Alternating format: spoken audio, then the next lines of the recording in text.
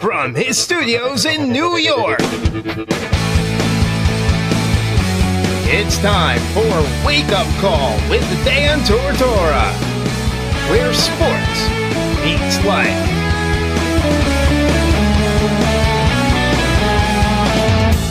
Here's your host, Dan Tortora. Welcome here to Wake Up Call with Dan Tortora on wakeupcalldt.com, your one-stop sports shop, and on mixlr.com/wakeupcalldt. Here with you every Monday through Friday from 9 a.m. to 11 a.m. Eastern Time. Always appreciate having you as a part of the show, and thank you so much for tuning into the broadcast. You have all been awesome throughout the years. I can't believe that we are heading right around 15 years of broadcasting. And I started with MU Courtside at Marywood University, moved into the Dan Tortora Show, which became Wake Up Call with Dan Tortora. And that is where we sit right now. And you could get all of what Wake Up Call with Dan Tortora is by simply going to wakeupcalldt.com. And you'll get the live feed right there on the homepage of MixLR. The MixLR bar is what I like to call it.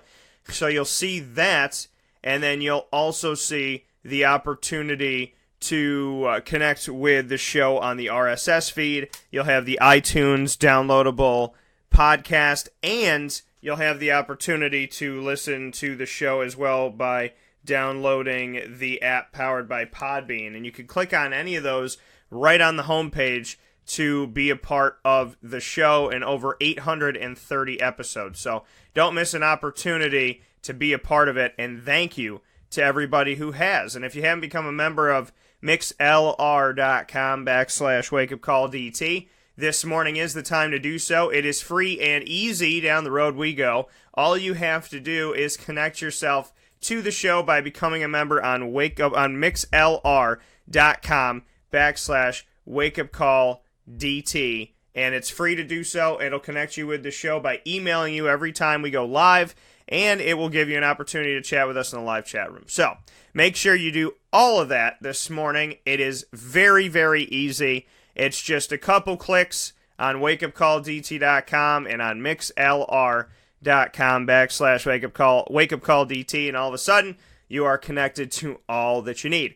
As you know, you find us on Facebook at wakeupcalldt, Twitter at CallDT, and Instagram at wakeupcall_DT. So all the ways to connect with the show are in front of you there, and of course on youtube.com/wakeupcalldt. So whenever somebody says, how do I get a hold of you? How do I get in touch with what's going on here? How do I connect with the show? I'm like, do you have a pen? So there's a lot of ways to connect with the show. And I appreciate all the avenues that you take to do so. So thank you so much for that. With that being said, let's get into today's morning menu. There's a lot to talk about on a stacked morning menu. Here on Wake Up Call with Dan Tortora, Monday through Friday from 9 a.m. to 11 a.m. Eastern Time. We like to start off the show by giving you our menu of topics. The morning menu, that is. Live now with the morning menu is Dan Tortora. Today's morning menu for Tuesday, February 20th of 2018. We're going to start off with Chick-fil-A. Yeah, we are. You know, this show is where sports meets life, and sports is definitely meeting life, and did last night at a special premiere private party for Chick-fil-A. So we're going to discuss that in just a moment here. What I took away from something that I've waited over a decade for, and you know that Chick-fil-A is always connecting with the sports world with the Chick-fil-A kickoff game and the Chick-fil-A Peach Bowl, as well as the other things that Chick-fil-A has done when they were on the border and were able to make, I think it was a Georgia-Auburn Chick-fil-A like makeshift store that they put out right on the border of Alabama and Georgia so that they could bring fans together to share in Chick-fil-A even though they're cheering for different teams. So we'll discuss my experience of the first Chick-fil-A in Central New York in just a minute.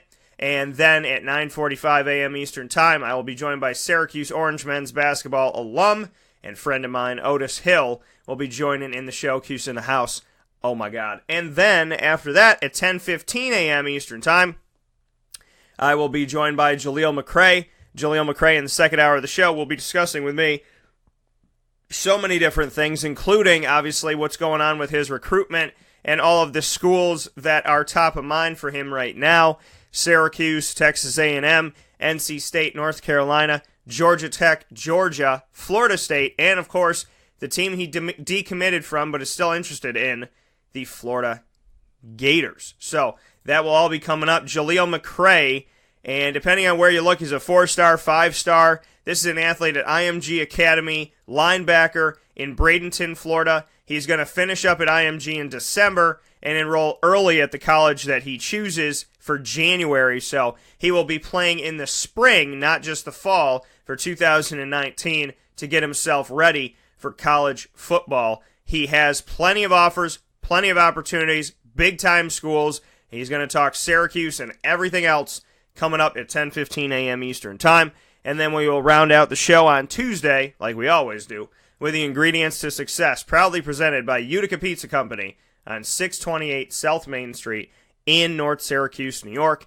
And you could get to them for catering, takeout, and delivery as well by calling 315-214-3060. And don't miss a moment of getting that pizza, those chicken riggies, Utica greens, and all that they have to offer very, very soon. Because you can call them during the show here as they're getting ready to open in just a little bit. You can call them up and pre-order whatever you need and then go over and get it on 628 South Main Street in North Syracuse, New York. So, with that being said, let's jump into the first topic of the day. We'll start with food and we'll end with food, ironically. But, you know, there's a lot of good food here in Central and Upstate New York, so why not?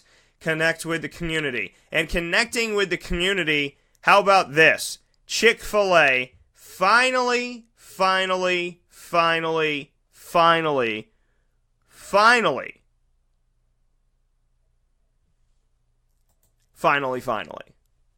is coming to Central and Upstate New York.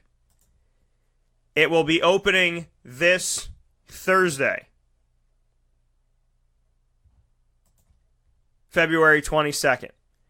But before they open this Thursday, they had a private premiere night. For those of you that connect with me on Facebook at WakeUpCallDT, Twitter at CallDT, and Instagram at WakeUpCall_DT, you saw the video of me sitting inside of the dining room. I've been to plenty of Chick-fil-A in my life, and this one is massive. The parking lot is massive. The drive-thru is a true drive-thru where you're not trying to pull your car out and you get stuck and this, that, and the other. Because some of the Chick-fil-A's, when you're trying, if you're eating inside and you've pulled your car into a parking spot, when you try to get out, that's right in the drive-thru lane and the pass-through lane. So that's all changed. The drive-thru is all around the building. The parking is outside of that.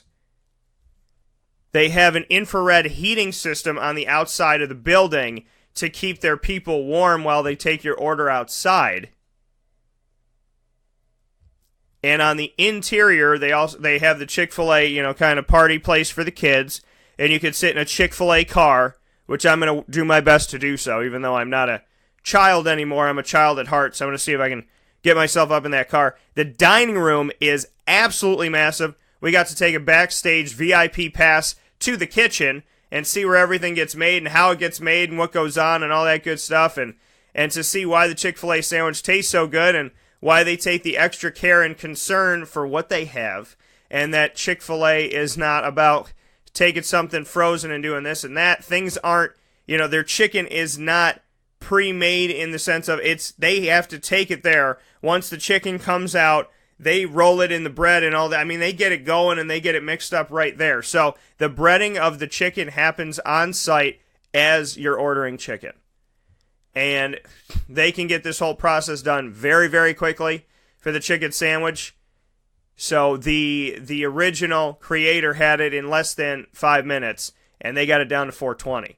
So we learned some things being inside the kitchen about how they make it and why they make it and what they use and the healthy choices and the different things that they do to make it better. So yeah, it's a fast food chain, but there's more care and concern of it not being your typical fast food and to make it healthier, to make it better, and to have healthier choices. Because some of the choices on that menu, I know that the waffle fries are what you get, but there's some really awesome choices we got to try yesterday, which was really, really good. So, I know the owner and operator of the Chick-fil-A here in Cicero, and he invited me to this premiere night, my wife and I, and he said, and this is something that meant something to me in the community. He said, Dan, I don't want to just invite you.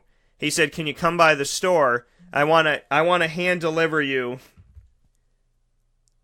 this opportunity. He's like, I want to hand deliver you the VIP invitation, and I want to talk to you about it. So I drove over there in the snow, and he wouldn't let me go inside.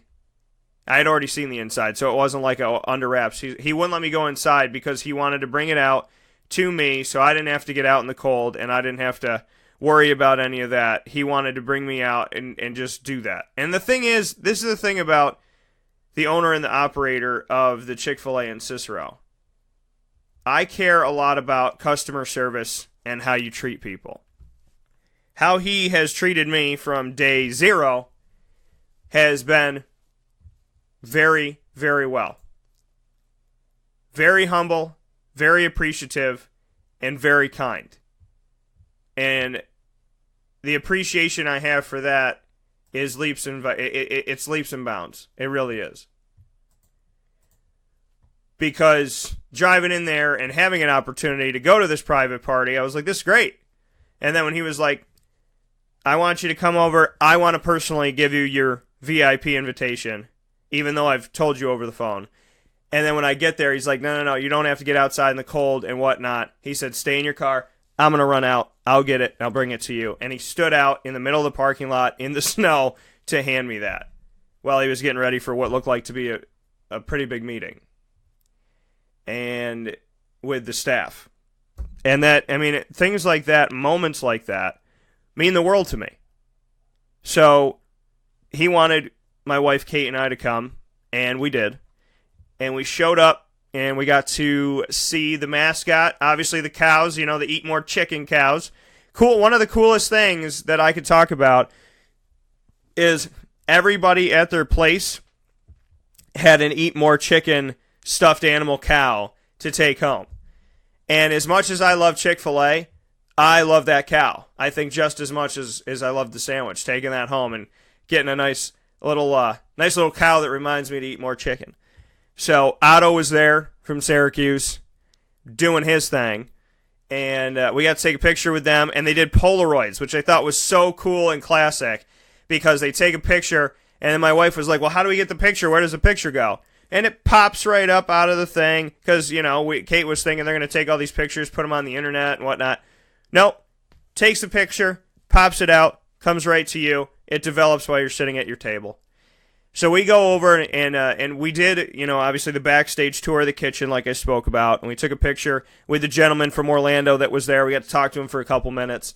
I told him that, I got big on Chick-fil-A when I was living in Florida and living in Orlando, working with Disney and ESPN at the same time.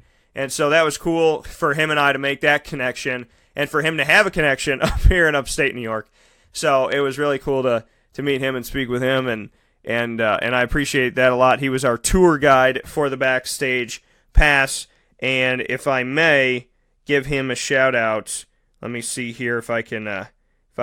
So to Brett, I want to thank Brett for taking us around the Chick-fil-A kitchen. So thank you to Brett, who is originally from down in Florida, and it's very comforting to have an Orlandonian and somebody who has a nice Floridian accent up here in central New York because, as you know, Florida is my second home, so that means a lot to me.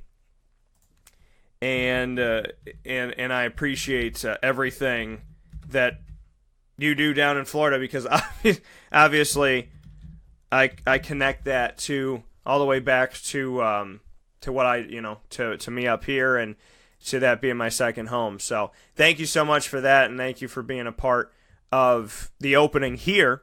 So we got to do that, and then the wife and I sat down, and there's people everywhere, and they're playing music, and we're having a good time, and it's jam-packed, and we got to try, I got to try the yogurt parfait, I got to try some of their superfood healthy choices, their salad, oh my god, with the nuts, and I think it's cranberries, and oh my god.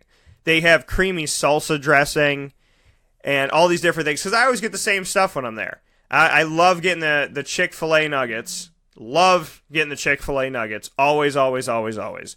So I get the Chick-fil-A nuggets, Polynesian sauce, waffle fries, whatnot. But they were the first to institute the fruit cup. And so you have the fruit cup there now.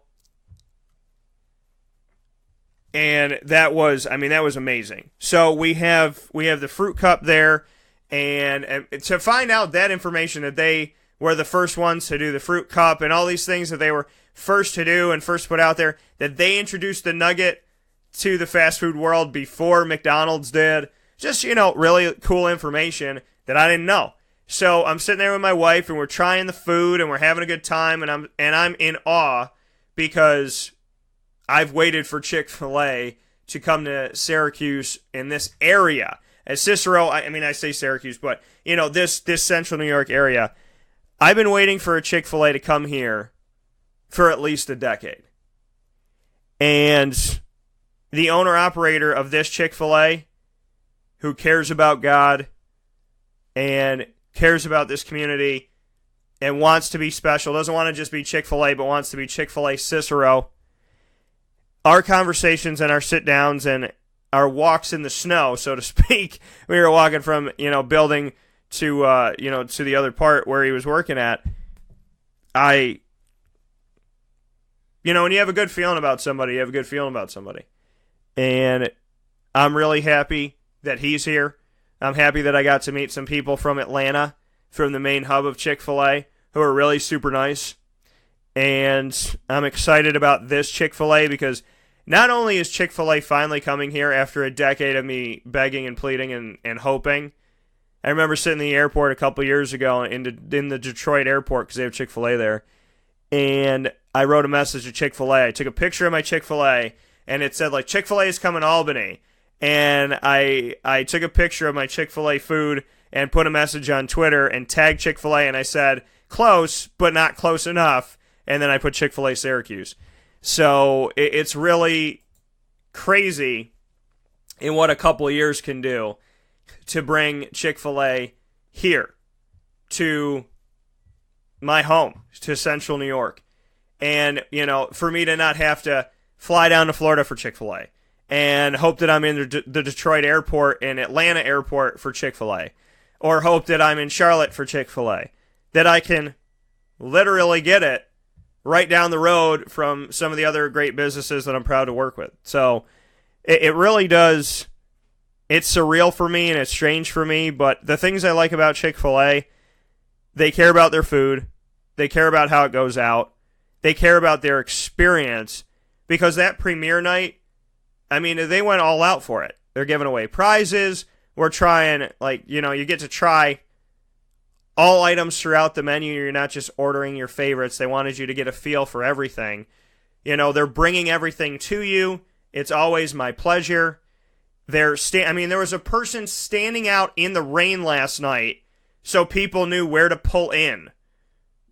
And there were people standing outside in the rain with that person on the other side by the Chick-fil-A entrance that had umbrellas. And as you're walking in, a person runs over to you and it puts an umbrella over your head and wants to make sure that you're comfortable. And that even though my wife and I had our hoodies up, and this guy runs over and he's like, hi. He's like, you guys, you need an umbrella. And then when we go to leave, this woman comes out of nowhere and she goes, where's your car parked? I'll follow you with this umbrella. So pull out all the stops, and to have Liz that was there, thank you to Liz who was emceeing. Thank you, Liz, working in the corporate office. And everything that she did for the event. Had never met her before then, and she seems very sweet and caring. Had a lot of fun, It's not your typical management team, and it's not your typical place. Because they do promote God, and they promote a belief in something bigger than you. And they promote family, and they promote community. So, to me, it's not just, hey, we're opening another fast food restaurant. It's, hey, we're opening a place that's totally different from any other place you've been to. Yeah, the food is different, but the people the way that they act and who they hire, it's different. You know, and you want to talk about this, that, and the other thing. I want to talk about, when I look at Chick-fil-A, I look at a place that says, God bless, my pleasure, have a blessed day. I've never ordered a burger or a sandwich or salad or whatever anywhere else where somebody's been like, God bless you, have a blessed day, my pleasure, how's your day? Like, when you go through Chick-fil-A, I'm already excited that I'm getting the food because I love their food. And now I'm walking out of there going, you know what? I just had somebody swear at me on the phone, or I had somebody cut me off on this, or I had this happen or that happen. And when they stop and they say, God bless you, you have a blessed day. We appreciate everything we do. And they make small talk.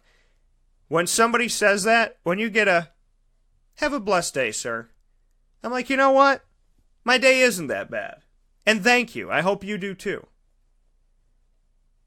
People forget this, but all it takes to help somebody's day is to say, excuse me, or hello, or let me get that door for you, or I hope you have a great day, or they see your hat and they go, I love that team, or congrats to your team in the playoffs this year. Little things that make humans connect with humans that they don't know already is always a special thing. Strangers want to tell you what they think about everything in your life on social media. Wouldn't it be great for a stranger on social media, and more importantly in person, to tell you something positive just because? And Chick-fil-A does that. And I will tell you that that premiere event was a wonderful, once-in-a-lifetime blessing for a kid that's wanted Chick-fil-A forever and a day to come to Central New York. If you would have told me I would get invited to the premiere night that has a finite VIP list and get invited by the owner-operator to be there with my wife, I wouldn't have believed you. I bet no way. Hell no. I would pass out. But those are the moments in life that mean a lot to me. And it might sound crazy to you, but those are the moments that bring tears to my eyes. That I've waited and waited for a company like Chick-fil-A to come in with the food that I love and the hospitality and the belief in God. And that right before they open their doors, they say, Dan, will you and your wife be here for our premiere night before anybody else gets to see it? Will you guys come? And that's a moment in time that I hope to never forget. And I thank you, Chick-fil-A. And I thank you, Chick-fil-A Cicero. And I cannot wait to get my spicy chicken biscuit and my Chick-fil-A nuggets. We'll take a fast break and we'll be back in just a moment. This is a wake-up call. Fast break. Carvel DeWitt, it's what happy tastes like. Do you know why? Because we make ice cream. Creamy, rich, flavorful ice cream. Not yogurt or ice milk like some of our competitors. Ice cream. Fresh, by hand, daily. For the calorie conscious, we have something new for you. Our new Carvelite. Same great flavor, creaminess, and texture of our regular ice cream with only 35 calories an ounce. So whether you want an ice cream cake, flying saucer, dasher, carvalanche, hard or soft ice cream, we will satisfy your craving with our fresh, handmade regular or new Carvelite ice cream. Carvel DeWitt. It's what happy tastes like. Clothing that will change with you without you having to change. DrySigLady.com, DREISSIG Lady.com. With the Bamboo line Relax Fit clothing as well as the Athletic Fit clothing, DrySigLady.com is fit for any woman, any time of the day, anywhere. Whatever you're doing, whatever your day commands of you, command yourself to feel comfortable in Drysig Lady Apparel. DREISSIG Lady.com. For all the women out there, feel good in what you're wearing. And don't feel like you have to constantly change throughout the day. Whether you're a stay-at-home mom, a business owner, going for a jog, going for a meeting, or just relaxing at home, DrySigLady.com is the right fit for you. DREISSIG Lady.com.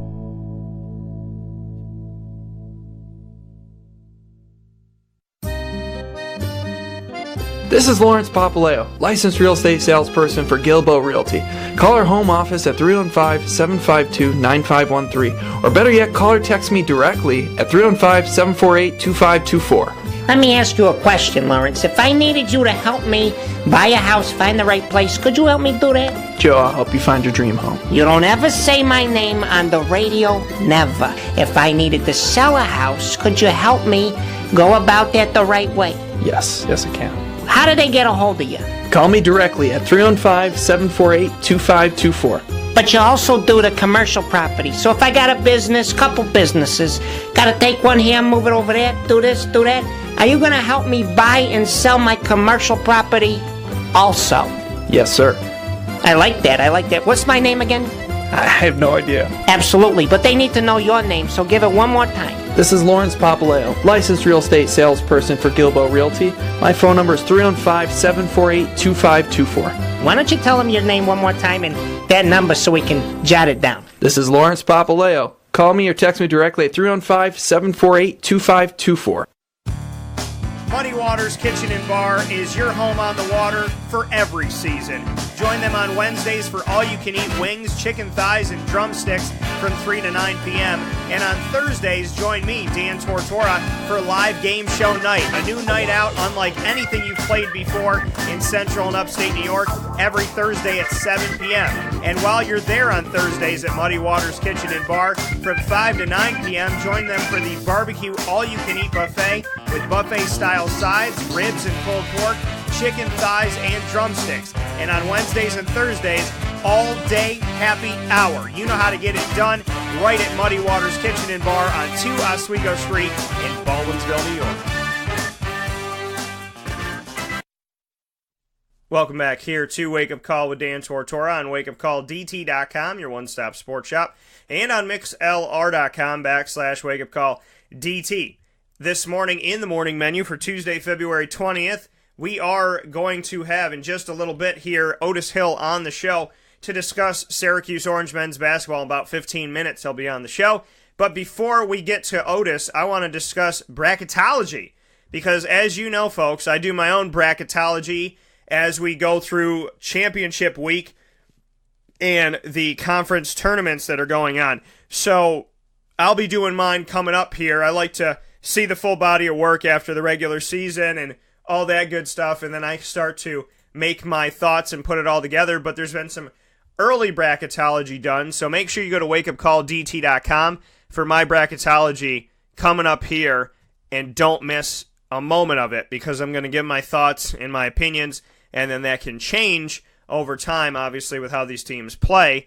But the bracketology that I'm looking at right now, I like to see, what other people got, what's going on and whatnot. The overall number one seed right now is Virginia. Virginia, Villanova, Kansas, and Xavier all have number one seeds. I don't know about Kansas. That might be the weakest one. But Xavier, I think that's awesome. Really happy for them in the new Big East.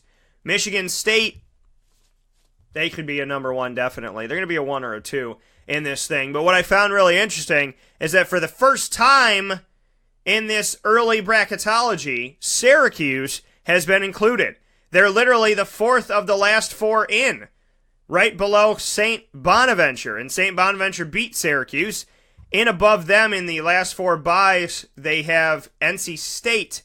NC State beat Syracuse, but Virginia Tech lost to Syracuse, so I found that a little bit interesting with that setup. But they also beat Virginia, and Syracuse did not. So you can make an argument, obviously, that Virginia Tech should be a little bit higher in this thing, but Syracuse is in, playing in Boise, Idaho. If they were in the South bracket in the play-in game, a 12 seed going up against Texas, another 12 seed in this prediction that will, whoever wins earns the right to play the number 5 seeded Rhode Island. Guess what? Don't want to do that. If you're Syracuse, no. Don't want to play Rhode Island. Thank you, but no thanks. Check, please. Can I go play somebody else? Who else you got? Well, Gonzaga is a 5 seed. Don't want to play them. Michigan's a 5 seed. Well, that might not be that bad. West Virginia is a 5 seed. They've been playing really well this season. But I find it so interesting. Some of these teams that are in, the Vermonts and the Louisianas and the East Tennessee States, and the Rider. You remember Rider? Not Isaiah Rider. You remember Rider, the school? They used to be in this thing.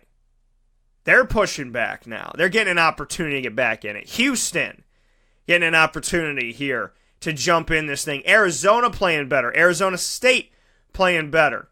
Auburn boosting. Purdue.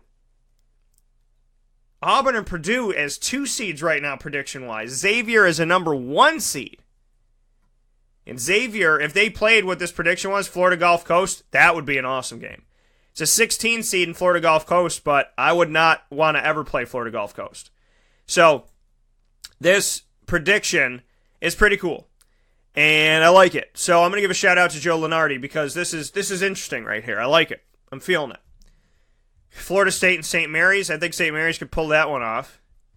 Wichita State against Vermont. Vermont is a tough team to play. And that's, Wichita State's a spoiler and Vermont's a spoiler. To have them play each other, I'm not really for that. I want to see them play somebody else in the first round. See who else they could spoil before they get to each other. But Syracuse is in here right now. They are in. According to Joe Lunardi, he's got them in a play-in game in Boise, Idaho. Which means they would play on Saturday, March 3rd, their last regular season game, then play the tournament, and then if, let's just say, for argument's sake, they made it to the championship game on the following Saturday, the 10th, that means they would play on Saturday and then play on Tuesday for the play-in games before we get to Thursday, where we truly open up every team that has an actual spot in the tournament. And I know everybody's got it, there's 68 spots, but there's 4 play-in games, right? So if you're in a play-in game, you're in, but you're not in the tournament. Because once those games are won, then the actual seeding is there. Because I know it's not called the first round anymore, it's called the second round, but the play-in games, essentially the wild card games, whatever you want to call them, these games are for the right to have that spot because you're both 11s or you're both 12s or you're both 16s. So it's a right to have the spot to then play the game and play that team that you have in that matchup in the round of 64. So, but Syracuse in it right now to play Texas for the right to play Rhode Island. Found that interesting. Very interesting for Syracuse that they've gotten in according to Joe Lunardi. And like I said, I'll be doing my own bracketology. I did it last year. And I'll be doing it this year, and I'm very excited about the opportunity to bring my bracketology to you and show you what I got and my thoughts on this. So I'm very excited about my bracketology that I'll be able to bring up to you and let you see what I have. Because last year, I'll let you know what I got here. I did my predictions for seeds 1 through 16, and my number 1 seeds were all correct. Villanova, North Carolina, Kansas, Gonzaga. My 2 seeds, 3 out of 4 were correct. Arizona, Kentucky, Duke. I had 2 3 seeds correct in Baylor and UCLA. 1 of my 4 seeds in Florida. 1 of my 5s in Virginia. None of my 6 seeds were correct. I thought Purdue, Butler, Wichita State, South Carolina.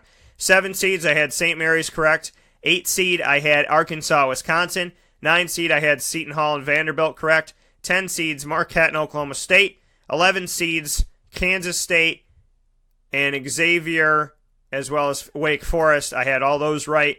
12 seeds, UNC Wilmington and Nevada were correct. 13s, I had Vermont and East Tennessee correct. 14s, I had Iona and New Mexico State correct. 15, I had North Dakota and Troy correct. And 16s, I had Texas Southern, NC Central, New Orleans, and Mount St. Mary's because some of them had play-in games. I had all of those correct as well. So, there you go. So I gave you my automatic bids in here and the at-large locks as well.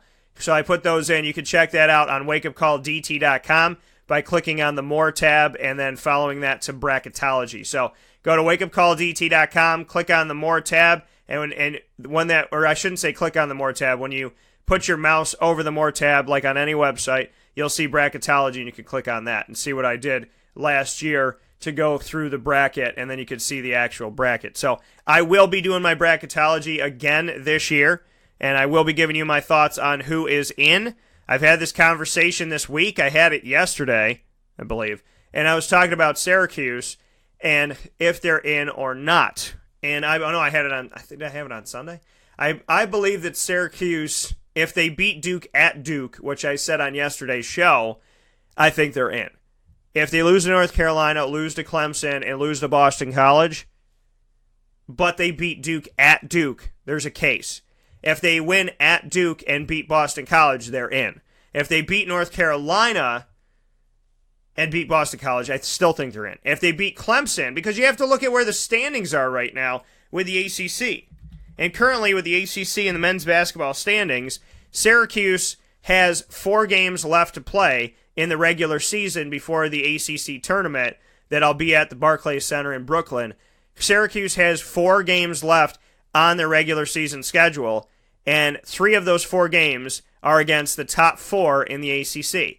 So if you beat Duke, you beat North Carolina, you beat Clemson, those are all cases for you to get in the tournament. They're all 20-win teams or better, and they all have at least 9 wins in the conference or better.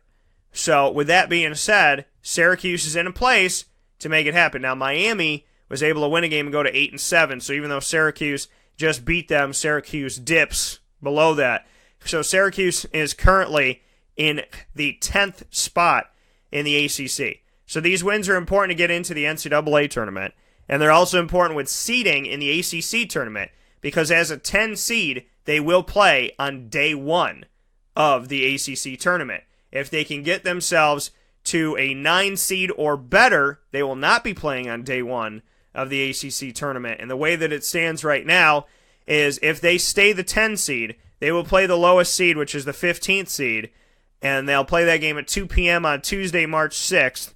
That game will be against longtime rival Pittsburgh, who is not having a good go at it in the ACC. Now, they faced Pittsburgh in the ACC tournament before, and not to their liking. So this would be another matchup with Pittsburgh. Syracuse would play, if they were to win that game, as a 10 seed over 15 seeded Pittsburgh, they would move on to play the 7-seeded team, and the 7 seed currently right now in the ACC belongs to NC State, a team that they lost to at home 74-70. So just to give you a look at where they're at. But Syracuse controls their own destiny. They have an opportunity, and they control their own destiny of where they're seated to an extent, and they control their destiny of the NCAA tournament. They're playing Duke, North Carolina, and Clemson all in these last 4 games that they have. You got to beat Boston College because they're right behind you. You got to beat them, and you already beat them once. So a 2-0 over Boston College, who beat Duke, is important. You do that, you win at Duke, I think you're in. You do that, you beat North Carolina, I think you're in. You do that, and you beat Clemson. I think they make an argument back and forth, but Clemson's been a damn good team this year inside of the ACC. So I think if you win 3 of those 4 games, you're definitely going in the thing. If you win 2 of them, I think that you got a good shot. If you win at Duke and you beat Boston College, I think it's a no-brainer. Syracuse is getting in the NCAA tournament. So that is my thought, and right now, according to Joe Lunardi's thoughts, they are in this thing. So it'll be interesting to see how it all shakes out, but I do agree that they should have the opportunity to get in if they beat Boston College at Boston College and they beat Duke at Duke. Yeah, I think that they're definitely in this thing for sure, in my opinion. Now, the committee is the committee, and they do what they want to do, but I'm just talking about brass tacks and the reality of it all, how it should go down. We're going to take a quick step aside here on Wake Up Call and come back with Otis Hill to give his thoughts on Syracuse in just a moment. This is a Wake Up Call Fast Break. Hey, Wake Up Call listeners, this is Tom Taylor, owner of Sammy Malone's, located at 2 Oswego Street in Baldwinsville, New York, overlooking the beautiful Seneca River. We proudly open our doors to you 7 days a week, beginning at 11 a.m. daily, with free parking. Whether it's game day, after-work drinks, or a meal with family and friends, we are honored that you come visit us. Call 315-635-5407 for parties and catering. I'll see you at Sammy Malone's, home of the best sandwich in Beeville.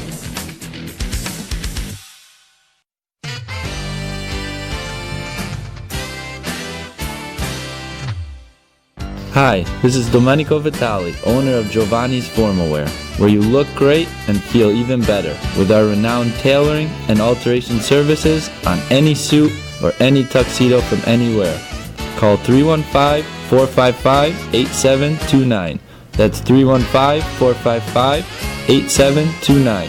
Stop in locally on Route 11 in North Syracuse, next to the Ponderosa Plaza, where you can choose your style, get fitted, and tailored, all at Giovanni's Formal Wear.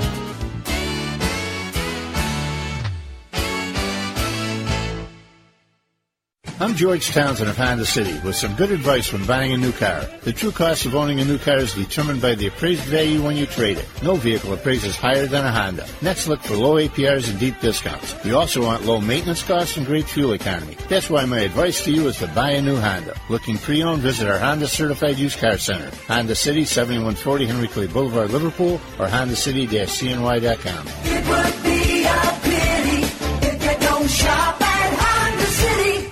For all of us that have always wanted our favorite restaurant to come to us, it's now a reality in Central New York with It's a Utica Thing, with Utica Pizza Company bringing their wonderful recipes that they've handed down through generations to you, to your event, to your business, to your home. It's a Utica Thing, proudly bringing Utica Pizza Company on wheels to your location. Call 315-738-8946. That's 315-738-8946 to bring Utica Pizza Company to your doorstep with It's a Utica Thing. Welcome back here to Wake Up Call with Dan Tortora on wakeupcalldt.com, your one-stop sports shop, and on mixlr.com/wakeupcalldt. Happy to have you here on the broadcast inside of the morning menu, which you get every single Monday through Friday from 9 a.m. to 11 a.m. Eastern Time inside of the show.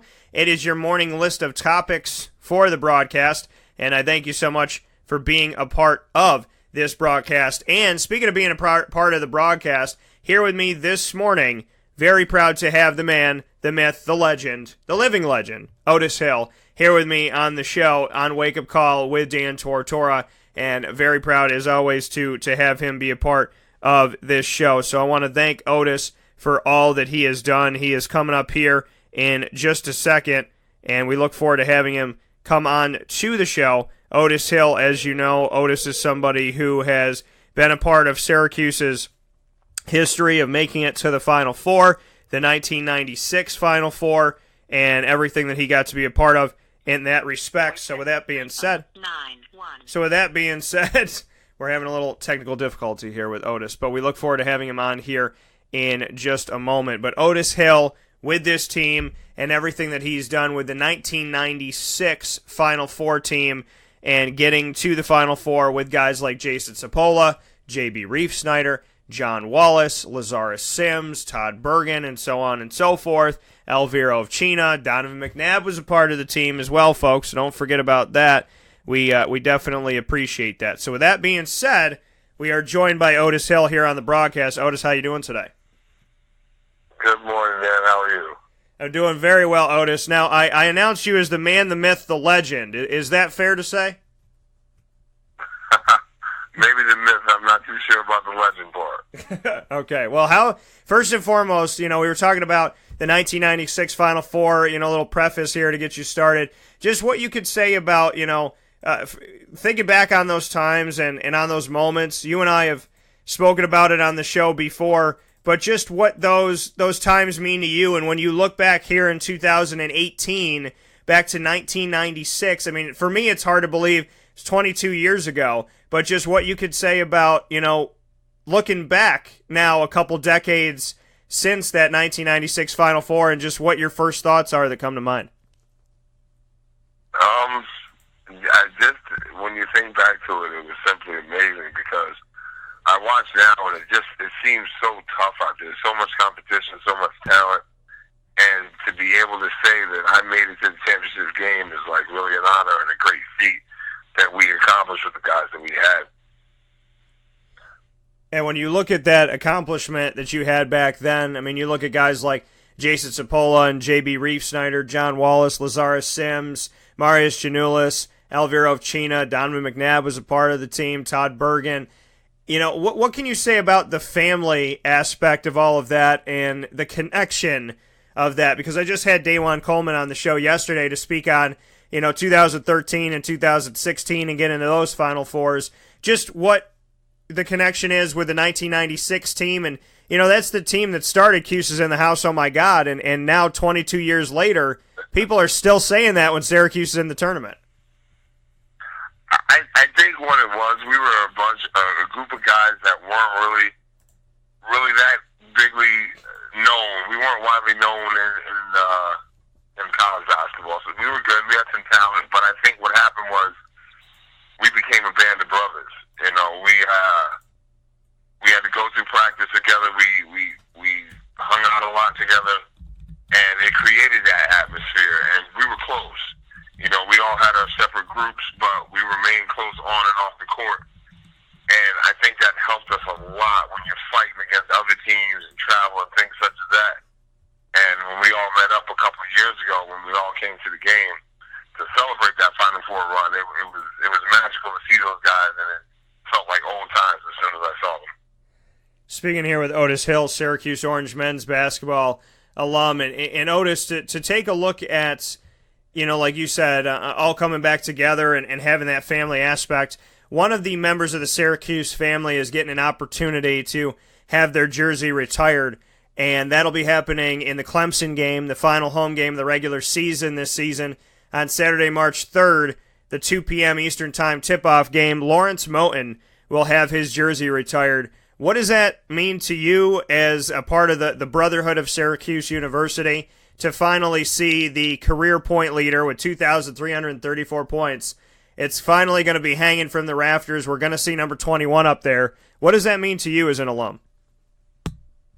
Oh man, it's awesome for Mo, because I had the privilege to be able to play with him when I was a freshman, and to watch him in practice and to watch him in the games. He was silky smooth. He had a great jumper, tough rebounder, and to see him get this honor is great for me, because I had the privilege of playing with Mo, and it's well deserved. And when you're practicing with Moten and you're playing with Moten and you're around him, what did you take away from him, and what can you say about your relationship with him and what it was like to go through the trenches with Lawrence Moten? Well, being that I was a freshman, we weren't that close, but Mo took some time every once in a while to kind of tell me a couple of things, because I was having a rough time my true freshman year, and then I redshirted. And I told Mo, I said, I just want to do it for my family, and I want to do it for my friends, and be able to get here and there and provide money. He sat me down and he said, listen, you have to do this for yourself. He said, the only way that you're going to be successful, if you really want it, and this is what you want to do, you have to look out for you first. Everybody else will come along for the ride, but as long as you want it, you'll succeed. And I always took that to heart when he did that, when he had that conversation with me.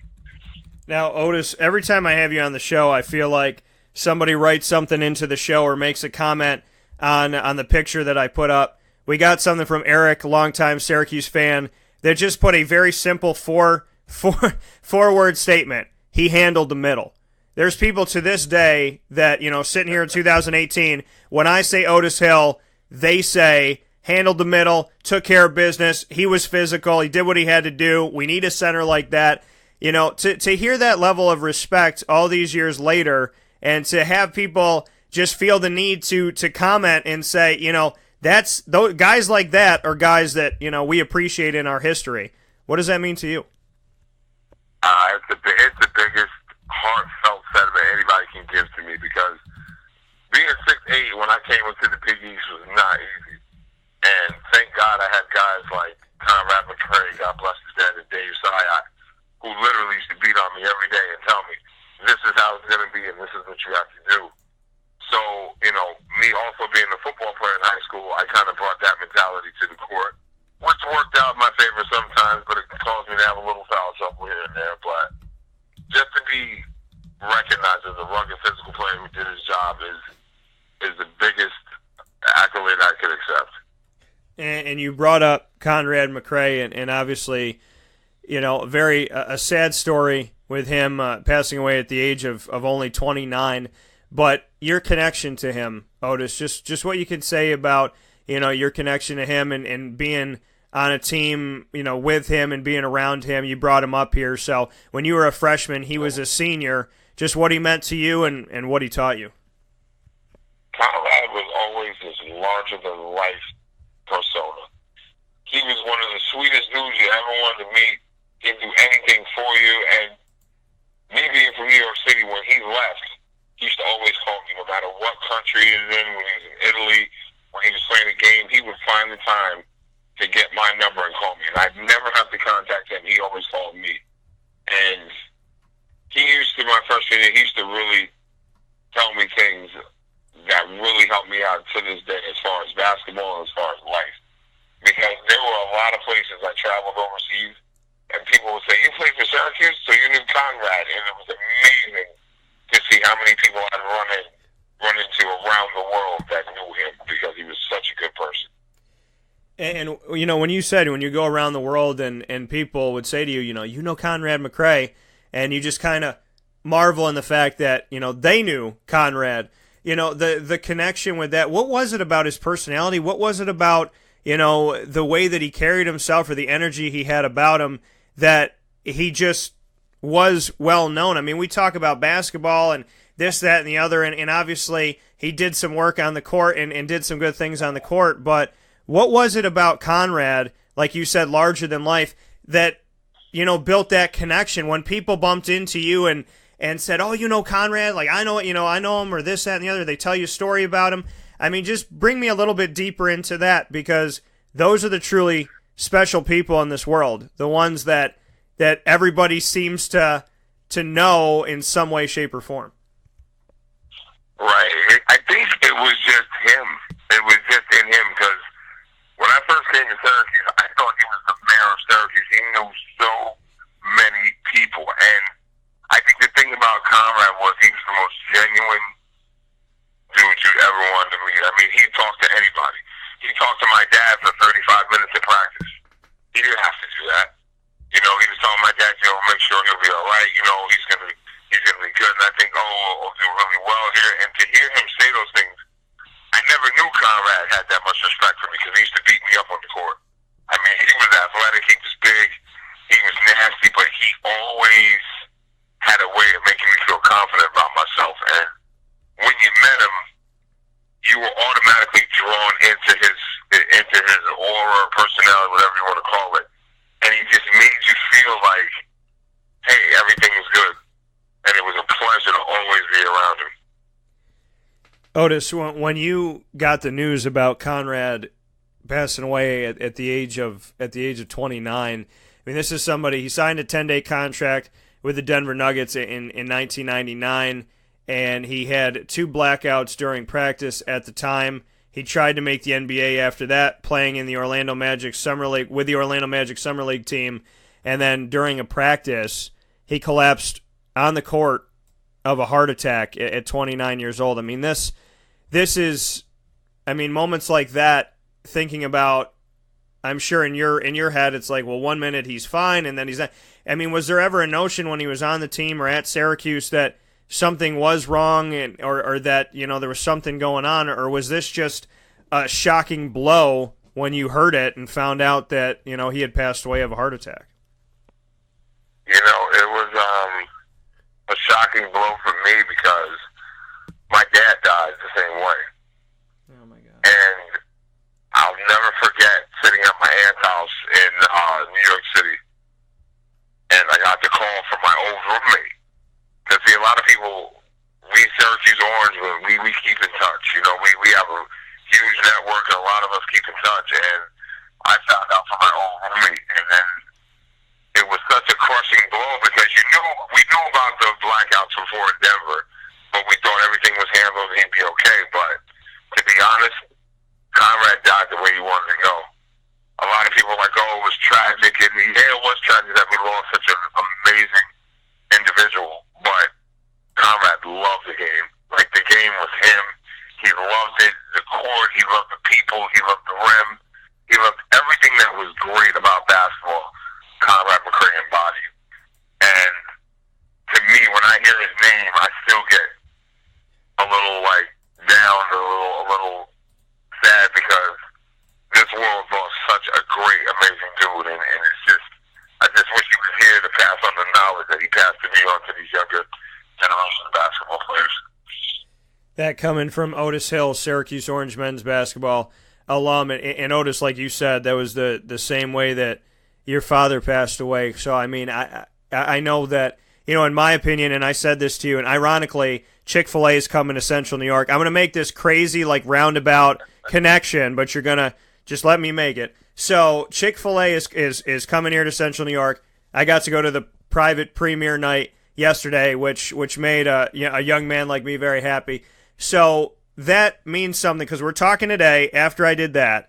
The last time that you and I had a long conversation on the phone, I was down in Florida speaking with you about CNY Pop Festival that you'll be coming up for, and I was in the line for Chick-fil-A. So, making that Otis Hill Chick-fil-A Syracuse connection.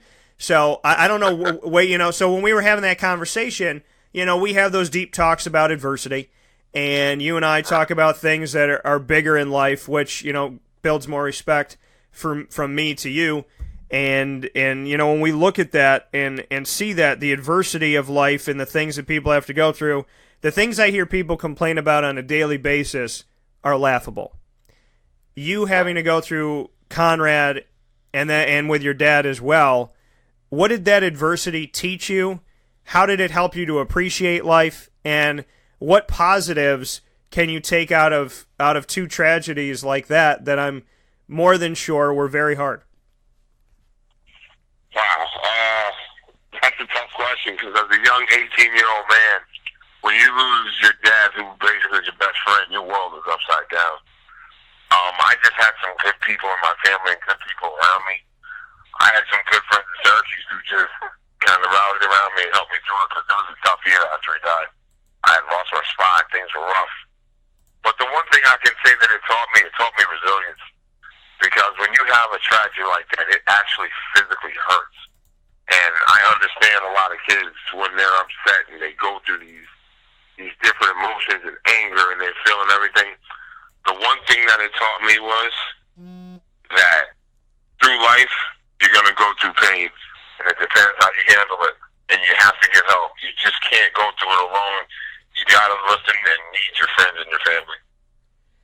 And when you look back at friends and family during that time, Otis, who are some of the biggest people that have stepped up? When you look at life today and you look back at those moments and then you fast forward to today, what does that circle look like for you? And who are some of those people that have just always stuck around? Oh, God, my buddies since we were young, Nathaniel Blackwell, who was one of my best friends since I was little, grew up in Greenburgh, New York. We played football together. My father knew him. He was kind of a troubled kid, and my dad told him, if you're going to be around my son, you got to make sure that he doesn't get in any trouble, because I'm going to blame you. So he kind of became a person who comforted me during that time. My cousin Daniel Abrams, who played with Boston College, he helped me through it a lot. My aunt, Ann Hill, my dad's sister. So for me, it was mostly family. And then I had a couple of friends on the team. John Wallace and the guys came down for the funeral. So a lot of people rallied behind me and helped me through it, man. There's so many people it would be hard to name, but most of the people that were there are still there now. And Otis, speaking here with Otis Hill, Syracuse Orange men's basketball alum, to have that connection and have that importance to you, and you're not that far away from Syracuse, right now as well. How many of these people do you still get to be around and get to see? I mean, is there still that familial collection and connection for you where you're at? Because, you're right in the city, so, I mean, do you still have that?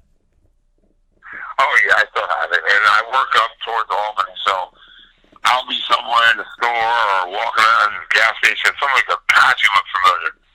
I'm like, did you play basketball? Yeah, my name's Otis Hill. Oh, my God, you guys run. And you get to hear stories, you can talk to people, and you see how happy people get. So it kind of makes you feel good that people still remember you and that you had an effect on their lives.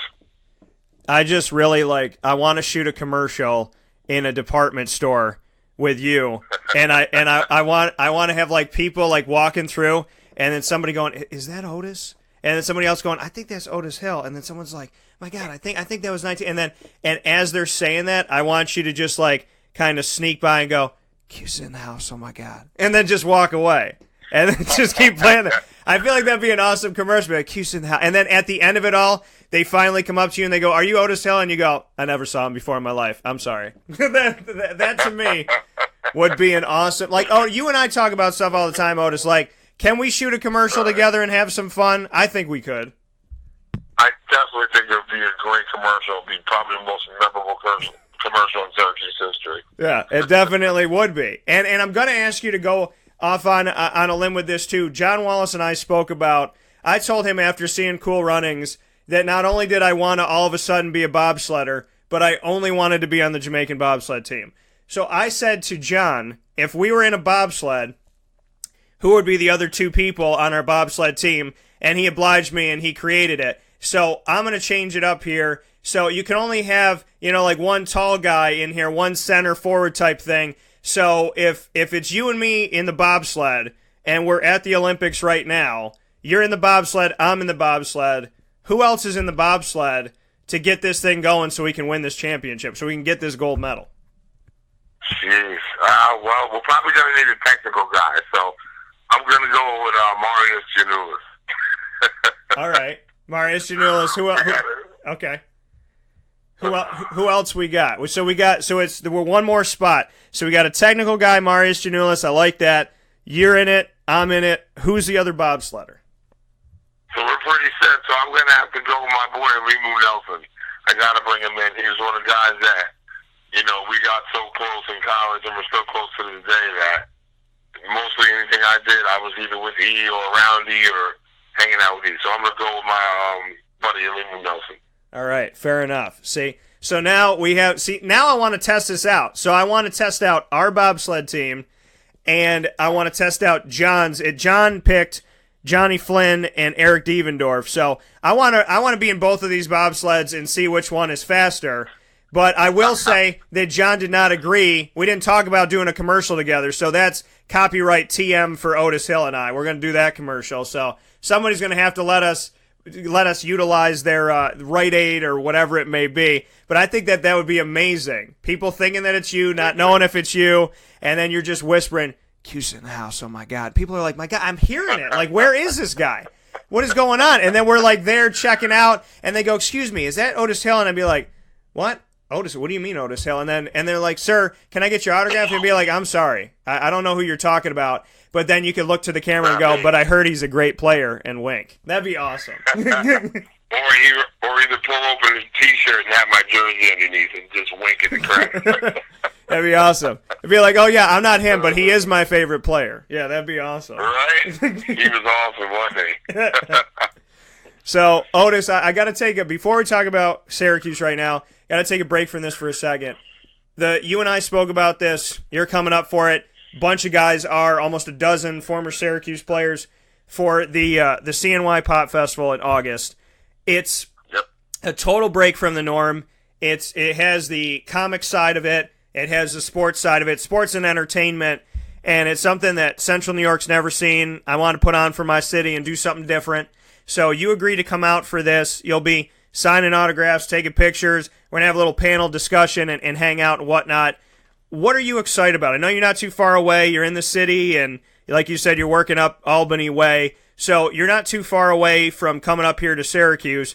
But what are you excited about with the CNY Pop Festival, knowing that it's going to be TV stars, it's going to be movie stars, it's going to be former Syracuse football and basketball players, and that you'll be out in front of the fans again, and you'll have an opportunity to do a discussion on stage about, your time with Syracuse and whatnot, and then you're also going to be able to just meet people and hang out in the city that you helped to build to where it is today, in my opinion. So, what are your thoughts on the upcoming festival in August, and kind of, why you said yes to being a part of something like this?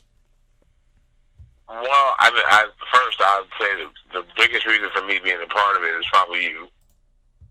We built up a nice friendship and a connection that once you asked me, I said, of course I do. There was no ifs, ands, and buts. But for me, to come back and to talk to everybody and see old faces and see some new faces and just coming out and having a good time in the place where I spent some great years is probably one of the greatest things I'll do in my life, because Syracuse is good to me and still is. And to to go back and to give back a little and to see some guys and to just hang out and have a good time is always, always something that I'll be up to do, because Syracuse is my home away from home, and I love it dearly, and I want to do anything I can positive for the people of Syracuse and for the fans and for ex-players and stuff like that. Well, obviously I appreciate everything that you had to say with that, and I appreciate the friendship that we've had, because, I love talking Syracuse sports, and I love having all you guys onto the show, but, I think that the conversations I love the most are the ones that, aren't aired when I'm driving in St. Augustine at Chick-fil-A, and I'm on the phone with you and I'm just laughing about stuff. I like, when I need a good laugh, I'm like, you know what, I'll call Otis. I mean, like, that's, it just means something to me because we have a good time. But it's crazy to say that when you were playing and you were in the Final Four, I was 10 years old. And now at 32 years old, I'm sitting in the studio talking to one of the players that I respected the most. And I still, to this day, and I know it's a sad picture, but I'll never forget it, is the picture where John has his arm around you after the loss in the championship game to Kentucky. And it kind of just was in me from there that you and John and that team were always going to mean something to me and mean something to the city. But I'll never forget that picture, because even though you guys lost, nobody thought that you could get there except for you. And so in some crazy way in the world, you won. In some way you did what you needed to do to get to that point.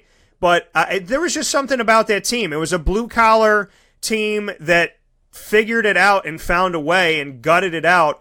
And I remember when John Wallace looks around and took that three, and I'm like, what's going through everybody's head? Like, you better, I think Lazar Sims told me that he went over to him, he goes, you better make it. So it was just like one of the, you know what I mean? But it's like, it's those crazy, crazy moments. And then like you talking about Georgetown being a football game, it's just Syracuse history. I think anytime I talk about Syracuse basketball, I always go back to the 90s, and I always go back to those times, because some of the best games that the team's ever played, I think, were back in that era, in my opinion. Yeah, same here. I definitely agree with you. So before we get wrapped up here with this conversation that we have here, Otis Hill and I on Wake Up Call with Dan Tortora. Otis, this year's team, they, at the time that we're speaking right now, they're 18-9. I do my own bracketology, so I'm getting ready for it. I do it a little bit closer to the end of the regular season, but some of it's already out there. Syracuse in a play-in game right now, according to one bracketology report. That's where they've set them. The Orange will be playing in their last 4 regular season games. 3 of 4 will be against teams in the top 4 of the ACC, with Duke, North Carolina, and Clemson, respectively, that are 2, 3, and 4 at the time that we're talking right now. So they have an opportunity to make a splash with that. The team is 18-9 overall at the time that we're speaking right now, and their quality wins, in my opinion, are against Buffalo, who's a darn good team this year, as well as a win over Georgetown on the road. Virginia Tech, another key win that they had. Boston College at home, and then at Louisville and at Miami. What can you say about this year's team, and would you add any more key victories to this? I definitely think the upcoming games, they got to win 2 out of those 3.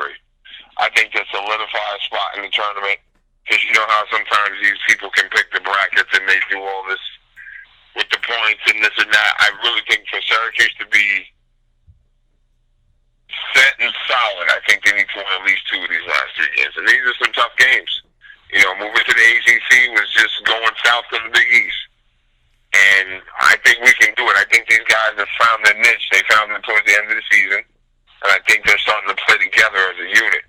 And I think if they can get high around this time, and everybody comes together, knows their roles, and everybody plays hard and leaves everything out on the court, I think these guys can do it because they're hard workers. People expected them to be way in the top 20. It's tough. It's tough out there. Battles, working hard every night. The big guys are playing. Guys are moving and playing defense. But my biggest thing is if they keep going hard and they stay together, I think they can get 2 wins and be a shoo-in for the tournament. Yeah, and I had said it right before you came on, Otis, that I believe if they get 2, they're in. I think if they win at Duke, they have a case in and of itself because Duke's only taken 1 loss at home, and that was to Virginia, who's the team right above them. So, in my opinion, if they win at Duke, they got a shot at getting in this thing.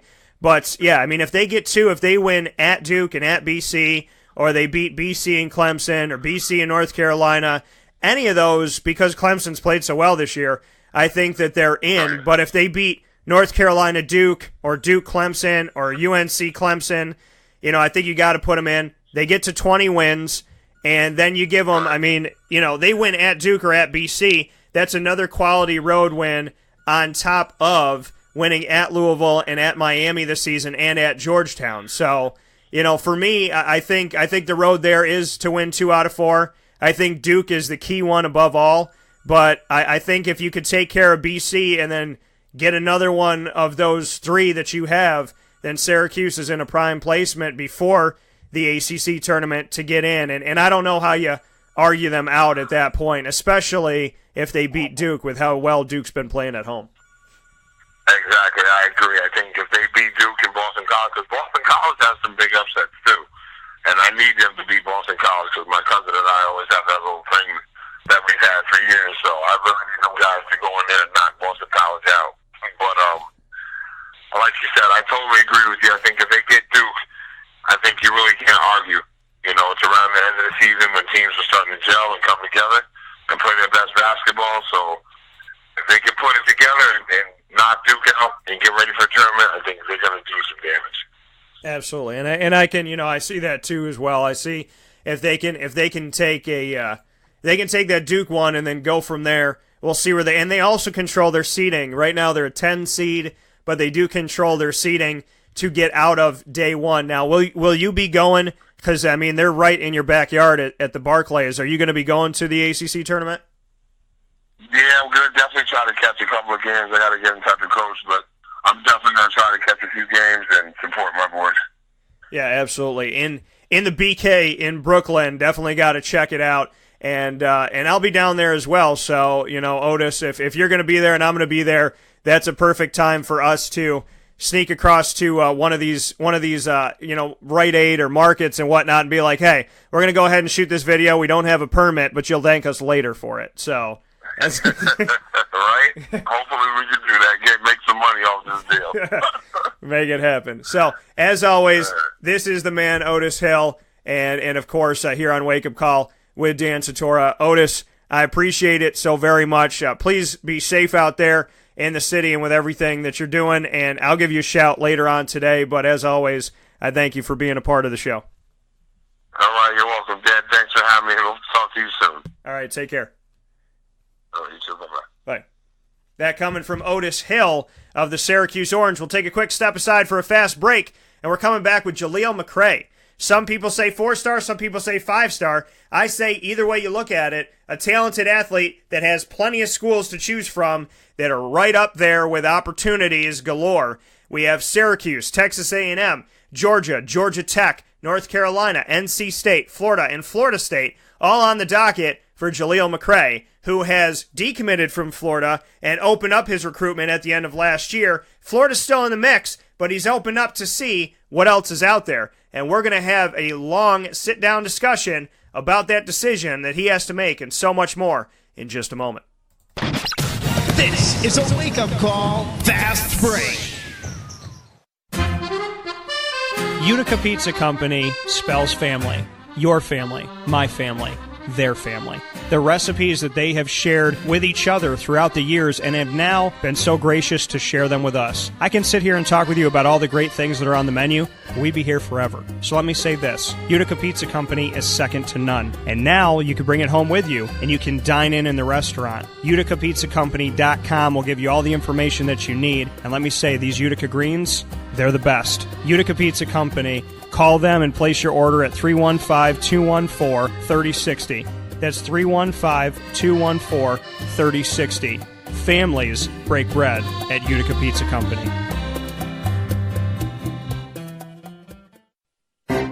Gear up with the real deal at Dry Sig Apparel. creating what people are going to see and learn about you before they even meet you. Gear up for what you need for your team, business, or event. To look professional, look good, and feel good, outfit yourself at DreissigApparel.com. That's DREISSIG Apparel.com. The only place to gear up with the real deal. What's the universal language of a fan? Clapping your hands. With Fan Hands, the ultimate sports fan accessory, find your team color, slip them on, and start cheering on your favorite team with 11 different colors, always in stock on fanhands.com, where you'll find the ultimate sports fan accessory. Real fans wear Fan Hands. The name Lees and Staggerwald has become synonymous with Central New York over the years. And that's why Wake Up Call with Dan Tortora is proud to have our live pregame show before Syracuse Orange men's basketball home games right on site, on location, on 117 East Fayette Street in Syracuse, New York, minutes from the Carrier Dome. To see myself and Syracuse Orange men's basketball alum Dale Shackelford 2 hours before tip-off of Syracuse basketball home games. We can't wait to see you out at Lee's and Staggerwald. Thank you to everybody that's already come and seen us for great food, community, and great drinks. Come to Lee's and Staggerwald and be there 2 hours before tip-off for Syracuse Orange men's basketball home games for our live pregame show with Dale Shackelford and myself, Dan Tortora. All right, welcome back here to Wake Up Call with Dan Tortora on wakeupcalldt.com, your one-stop sports shop, and on mixlr.com/wakeupcalldt. Happy to have you here on the broadcast.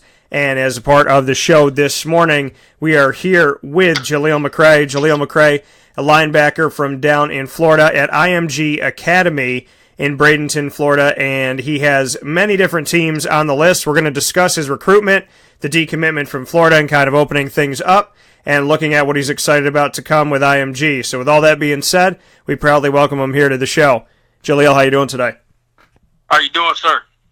And Jaleel, first and foremost for you, just what you could say about, you know, this whole recruiting process for you and what it's been like and how you've kind of handled everything, because I can imagine that, you know, it's been not the easiest of roads and you know, something that you got to get used to and figure out, and people can tell you whatever they want to tell you, but you have to experience it. So what's recruiting been like for you?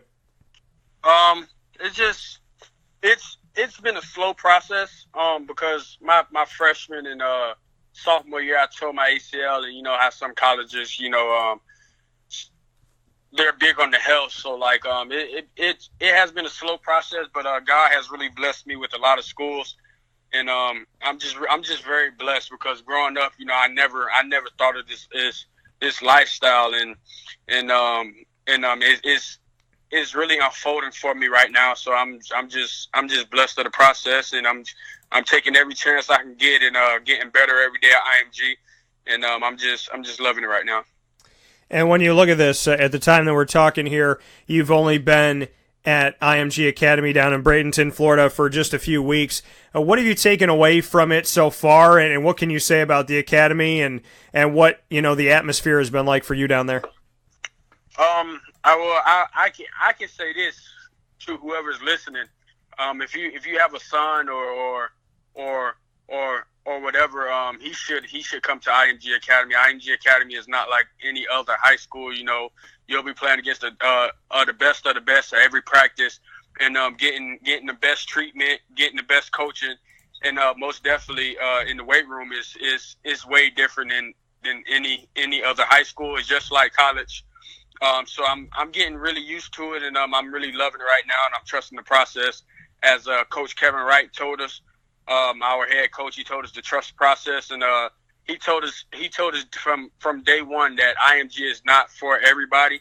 So yeah, I'm just making it through right now, and I'm loving it right now.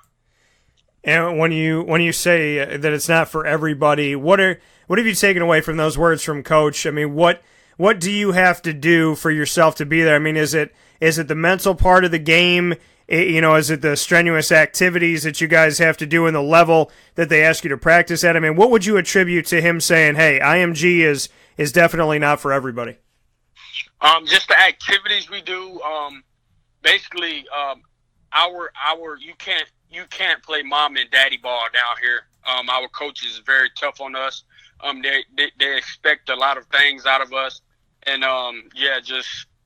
just the coaching style and the things that they asked us to do is not high school alike. You know what I'm saying? It's getting us ready for college. So when we enroll in college, we're ready to go, and we're ahead of all of the freshers that's coming in. Speaking here with Jaleel McRae, and Jaleel down at IMG Academy, New Smyrna Beach High School before that. What did you take away from New Smyrna and just what you could say about your experience there as you move forward to IMG, and if you feel like that was a bridge for you that helped to prepare you for where you're at right now? What I took from my old school is basically my old coach, my old head coach. Now he's at South Dakota Black Hills. I took a lot from him. The things that he taught me and everything is really starting to translate down here at IMG. And but New Smyrna Beach taught me a lot of things in the classroom and everything. And I'm just letting everything go forward right now, and I'm ready for the season. Speaking here with Jaleel McRae, Jaleel, I want to get into something that obviously happened in your recruitment. You had put up a message on November 26th of last year, 2017. You said, "Not here to please people. I hope everyone respects and understands my decision." And that decision after going over it with my family and coaches and praying on it. I want to say that I have decommitted from the University of Florida and 100% opened up my recruitment. I want to thank Coach Jim McElwain and the whole coaching staff for giving me the opportunity and trusting in my abilities to come play at the University of Florida. These 3 years of being committed to Florida has been great, and I thank everyone at Florida, everyone that's at Florida and has helped me out through this long life journey, or this long journey. Much love goes to every single last one of you guys. Hope people understand, but if you don't, I'm not here to please anyone. I'm here to get to the right school. I want to stop there before I go any further. Making that statement, I'm not here to please anybody but myself. We live in a world where, because of social media and all these things going on, and people can connect with you so easily, there's this desire for total strangers for them to demand that you please them and you meet their needs and you got to be everything for everybody. And you made a clear statement of, I'm opening up my recruitment. I'm not here to please you. I hope that you can respect my decision, but if you can't, I'm not here to please you. I'm here to please myself. Just to speak on those words and how you wanted to not only state those, but put that in bold, that you're here to not please anybody else on the outside looking in. You're here to make sure you make the right decision. So basically what that means is, I'm here to please myself. If you're here in this world to please other people, you're gonna have a rough life, because at the end of the day, when you die, you have to come in front of God and everything else. You're not gonna be with other people. So you have to live in this world to please yourself and not other people. So basically, what I was saying is you can't think what other people think. You have to do what your heart wants you to do. And you had gone on to make the statement, I'm here to get to the right school. Not saying UF isn't the right school. I need to focus on my senior year of football and work like I've never worked before and getting us back to where we need to be and getting back to that winning record. UF is still in my mind. Thanks for being good to me for these past 3 years. Love y'all. #Go Gators. Just that statement there, too, to say I'm decommitting from Florida, but it doesn't mean Florida's out of it. Normally when people see a decommitment, there's a level of kind of nervousness and fear, and people tend to get a little bit crazy with some of that stuff. When you repeatedly said in that statement, I'm not counting Florida out, just bring me into that, because Jim McElwain's not there anymore. It's Dan Mullins as the head coach. Bring me into the situation. What made you decommit, and what kind of still keeps them on your mind, so to speak? Well, me and Coach McElwain, we had a strong connection. It was like father like son with me and him, and just I sat in his office my junior day. What day? It was like the day I committed. I sat in his office, me and my dad and him. We were just talking about things, and I just felt a connection with him right away. And when he gave me the offer, I went to my dad. I was like, Dad, I gotta commit, and I committed that day. And ever since then, when I committed, it was just a strong connection, and I loved him, man. And I wish him the best now at Michigan.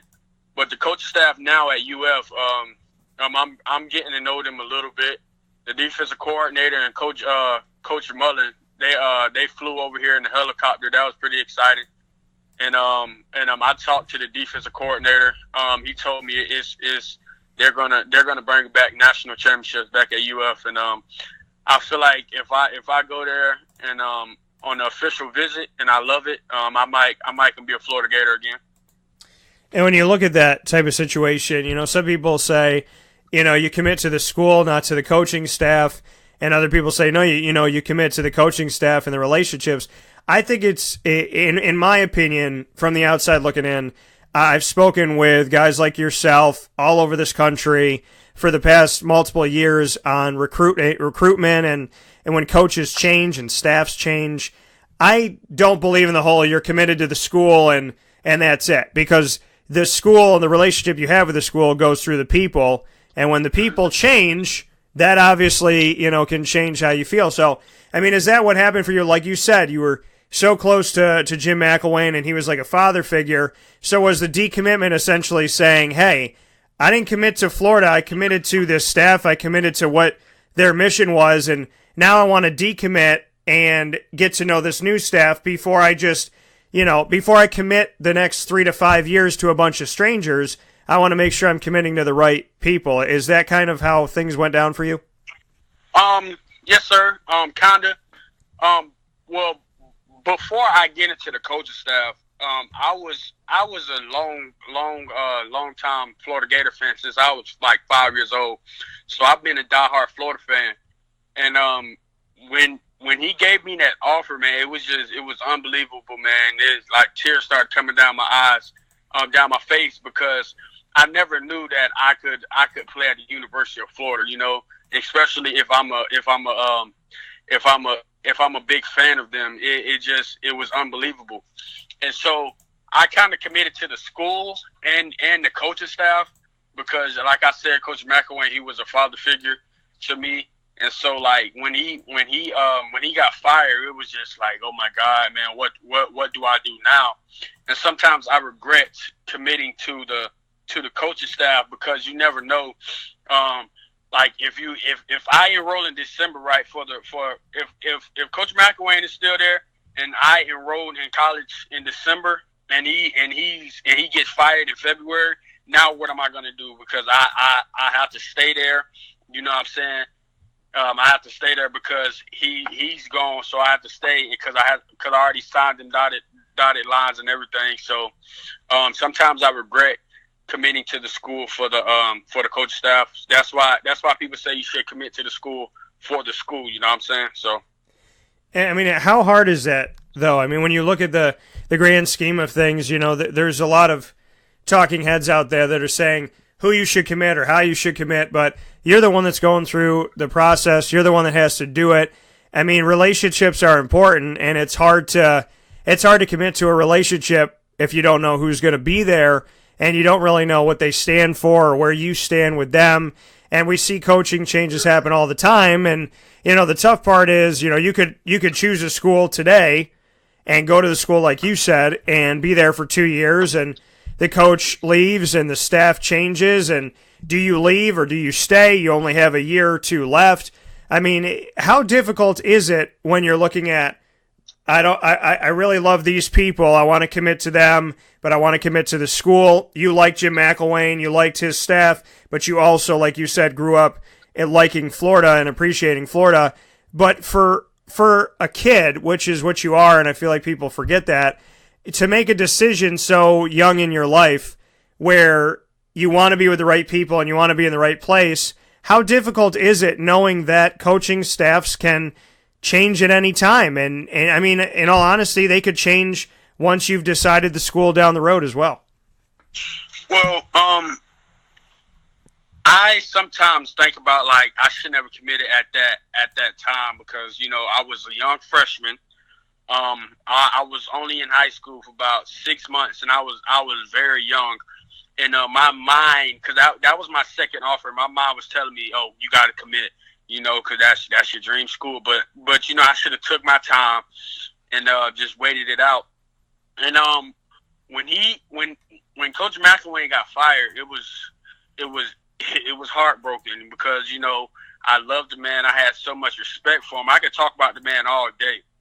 The last conversation me and him had was after the Florida State loss, and I was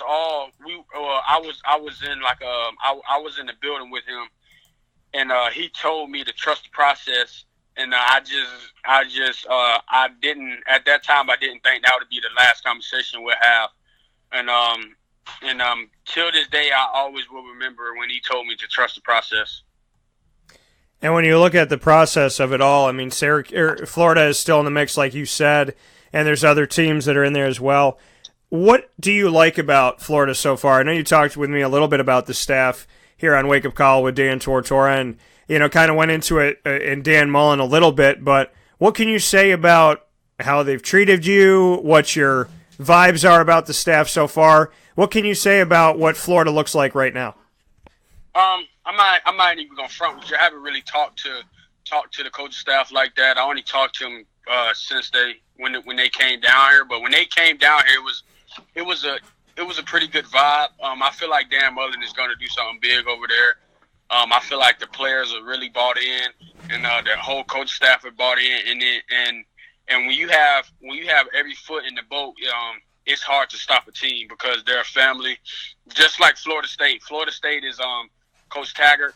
He really was talking about, when I went up there this weekend, he was talking about family, and that's the biggest thing over there at Florida State now is family, and the same thing is at UF. And when you look at that family atmosphere, knowing that Florida State has Willie Taggart now, and knowing that Dan Mullen is over at Florida, and then you have these other schools that have, you know, given you an opportunity that you found some interest in that we'll talk about here in a second. You're down in Florida. You're at IMG.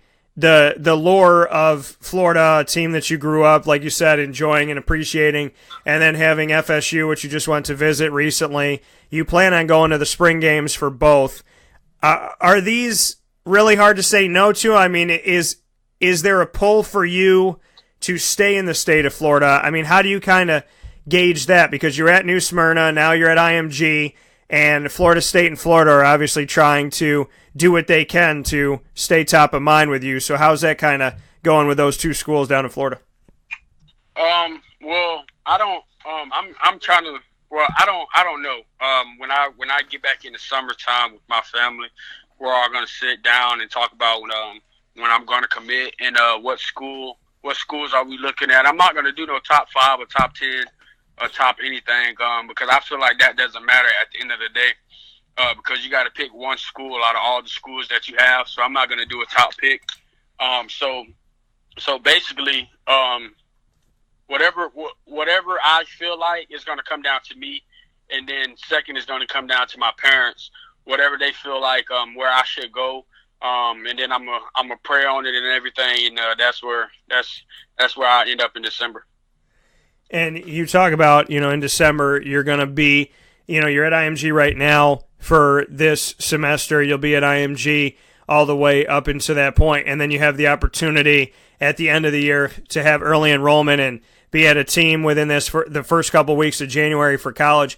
How excited are you, and how much does that mean to you that not only are you a part of the 2019 incoming class, wherever you end up going, but the fact that you'll be able to get in early, get to your classes early, get to campus early, and get to spring practice instead of just going to fall practice, just that leg up opportunity that you'll have?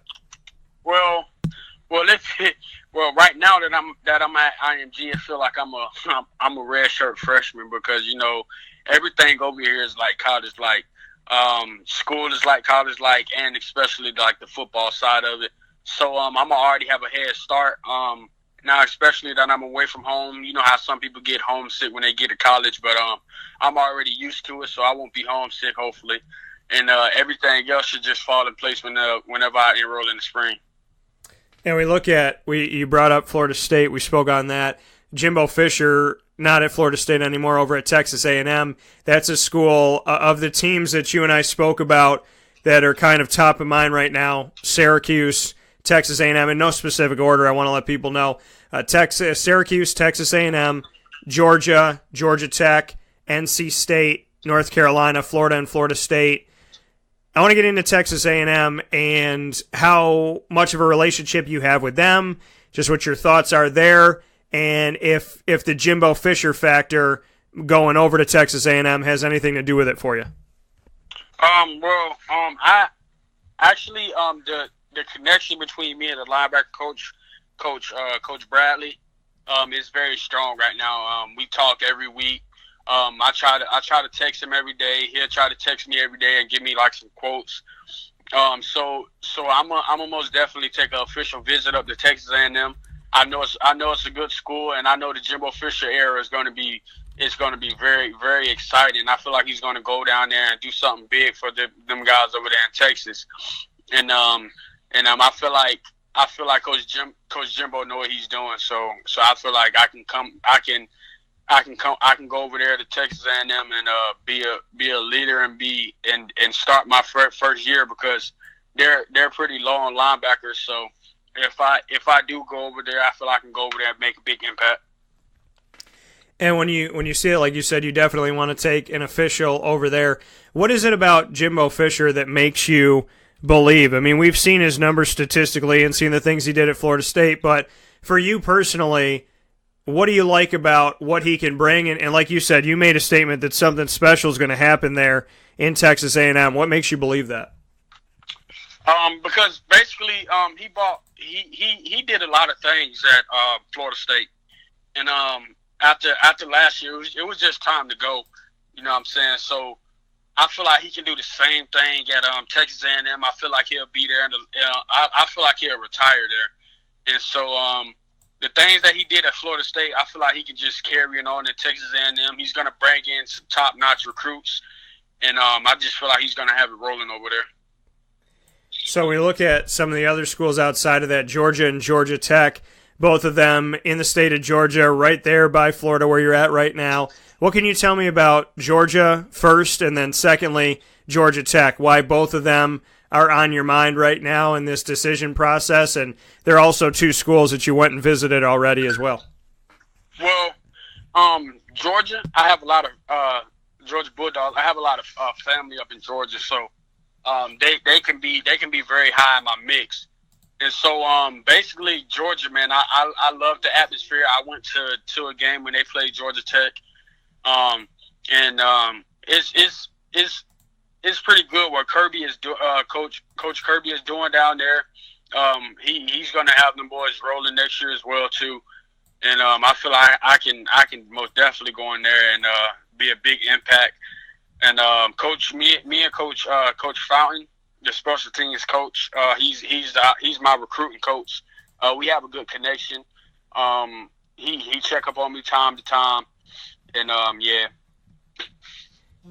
And when you look at, like you said, you brought up Georgia, and with Georgia Tech and Paul Johnson and what they do and how they go about their business, I mean, obviously there's a lot of focus that goes into their offense, but just what you could say as a linebacker in that defense, what excites you about Georgia Tech, a team that's kind of up and down and sometimes at the top of the Coastal Division in the ACC, sometimes somewhere in the middle? Just what you think about what they're doing there and what Paul Johnson's doing and why that team is of interest to you as well.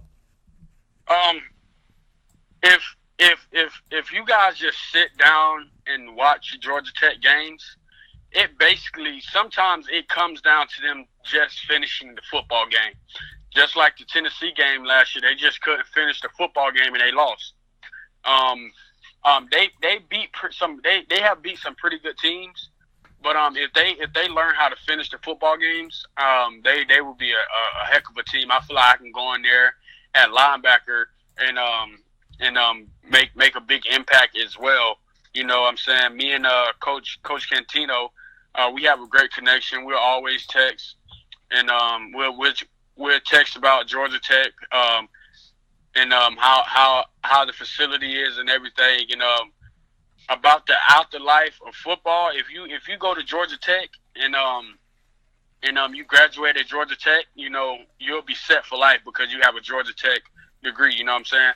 So if I do go there, it's school number one and then football, but mainly, you know, I try to change the program, you know, and get wins over there at Georgia Tech. And then as far as speaking here with Jaleel McRae, 2019 incoming early enrollee, will be going in January instead of in the fall once he makes that happen, coming off of his time at the end of December here at IMG Academy this year. Jaleel, just what you could say about those schools inside of North Carolina, NC State as well as the University of North Carolina. Your thoughts on these two? Why do they stick out? What's special about them? What do you think about them? Well, North Carolina, I talked to Coach Scott a lot, and we have a commit now that's here at IMG. His name is Jaden Curry. He always talked to me about coming to North Carolina with him and everything. I feel like me and him can be a heck of a player over there in North Carolina. I went over there, I visited, and I love the campus and everything. I actually have Cole Holcomb now. He plays linebacker in North Carolina, and I feel like I can carry the chain on, you know, and at the linebacker position and make a big impact at North Carolina. And then as far as NC State, what is it about Dave? I mean, Dave Doran decided to stay, decided that that's where he wanted to be with this team.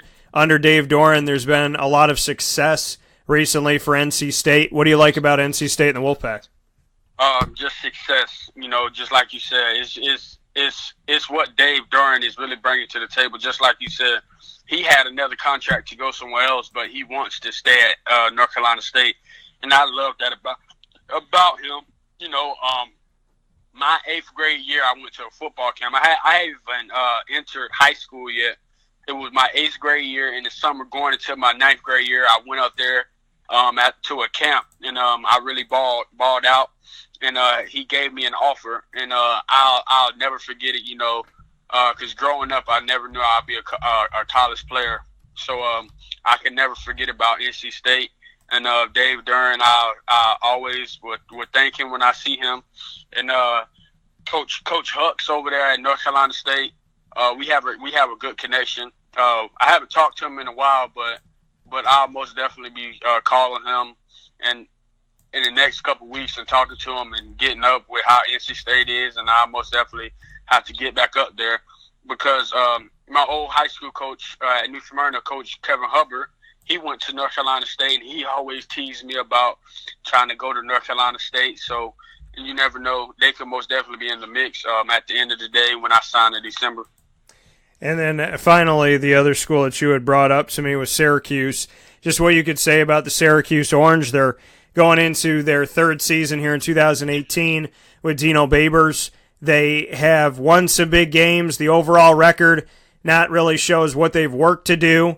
They have not been to a bowl game under Dino as of yet, but they did take down the reigning national champion Clemson Tigers this past season, and the season before that they took down Virginia Tech, so some top 25 foes in that respect that ended up being really good in their respective years. What can you say about Syracuse? And, you know, we're talking about the Carolinas and Georgia and Florida and Texas and all this stuff in the South, and then all of a sudden Syracuse up in the Northeast. So what do you like about Syracuse, which seems to be the difference of the mix here as far as geographical location where you are right now? Toughness. I can say most definitely that about Syracuse. Because if you watch that Clemson and Virginia Tech game, it came down to who was going to beat who in front of who. You know what I'm saying? So I sat down and watched that game, and I really loved how they played. And I can bring more toughness to the team. So I haven't really been to Syracuse. I have to most definitely get up there, and I know if I get up there, I'll love it. and because the head coach came from Bowling Green, and when I got the offer, Darrington Evans, I guess Bowling Green was recruiting him. Darrington Evans, he's now at Appalachian State. When Bowling Green was recruiting him, I guess he was telling me that he's a good coach and everything, and I should really consider Syracuse. And now that the head coach he's at Syracuse, I would most definitely consider them. So I feel like I can bring toughness to the team, more toughness, and yeah. So you say you haven't been up to Syracuse, and you made that connection with Bowling Green and with the guy that you just mentioned that you know, and Dino Babers, and being the head coach over at Bowling Green and going off to Syracuse and bringing the toughness there and kind of seeing the film and what they've been able to do. What else is it about Syracuse to take you out of the the typical weather that you have and different experiences playing inside the dome, the Carrier Dome, and instead of being in some of these other locations playing outside and whatnot? What is it about Syracuse besides the toughness and this connection with Dino Babers, so to speak? Have you built a relationship with the staff at all? What can you tell me about maybe who's recruiting you that you built a relationship with, or if there's anything about Syracuse besides what you've said to go a little bit further into why Syracuse would be in this mix right now? I haven't really talked to anybody on the coaching staff like that, but I can most definitely say that they will be back in the top 25 in a couple of years, because Coach B he did a heck of a job at Bowling Green, and I feel like just give them a little bit of time, trust the process, like I said before and early in the interview. And if everybody over there at Syracuse, all the fans and everything, just trust the process, I feel like Coach B will get them back on top in a couple of years. That coming from Jaleel McRae. Jaleel, now that we've discussed recruitment and I appreciate all your time and everything with that, I want to do something that has nothing to do with football. It's called Rapid Fire. I'm going to throw a bunch of questions at you. I want you to give me the first answer that comes to mind. So we're going to take a break from the recruiting side of things and have some fun with this. Are you ready to play? Yes, sir. Favorite song of all time? Too Many Years by Kodak. If you could only have one movie on repeat in your house every single day, what would it be? Friday. Favorite comedian of all time? Kevin Hart. If you could go on a trip with Kevin Hart and two other comedians, who would be the other two? Kevin Hart and Ice Cube. And you can add one more. Who else would you throw in there? Mike Epps. Who would you rather have as a cop to protect you? Kevin Hart or Ice Cube? Ice Cube. This is a three-part question. You could go anywhere in the world. Where do you go? You could take one person that you know, and you can take one celebrity. Where do you go? What celebrity do you take, and what person do you take that you know? I would go to Africa. I would take what comedian I would take? I would take Kevin Hart, and somebody I know that I would take Ian Carter, my brother down in New Smyrna Beach, Florida. And when you say that you would go to Africa, what makes you choose that above anything else? And do you have a part that you would go to? I don't have a part, but the reason I chose that is because I want to see how they live down there, and to see the struggle really, and yeah. A movie came out recently, which is in a fictional African country of Wakanda, featuring the Black Panther. So I have to ask you this. Who is your favorite Marvel superhero?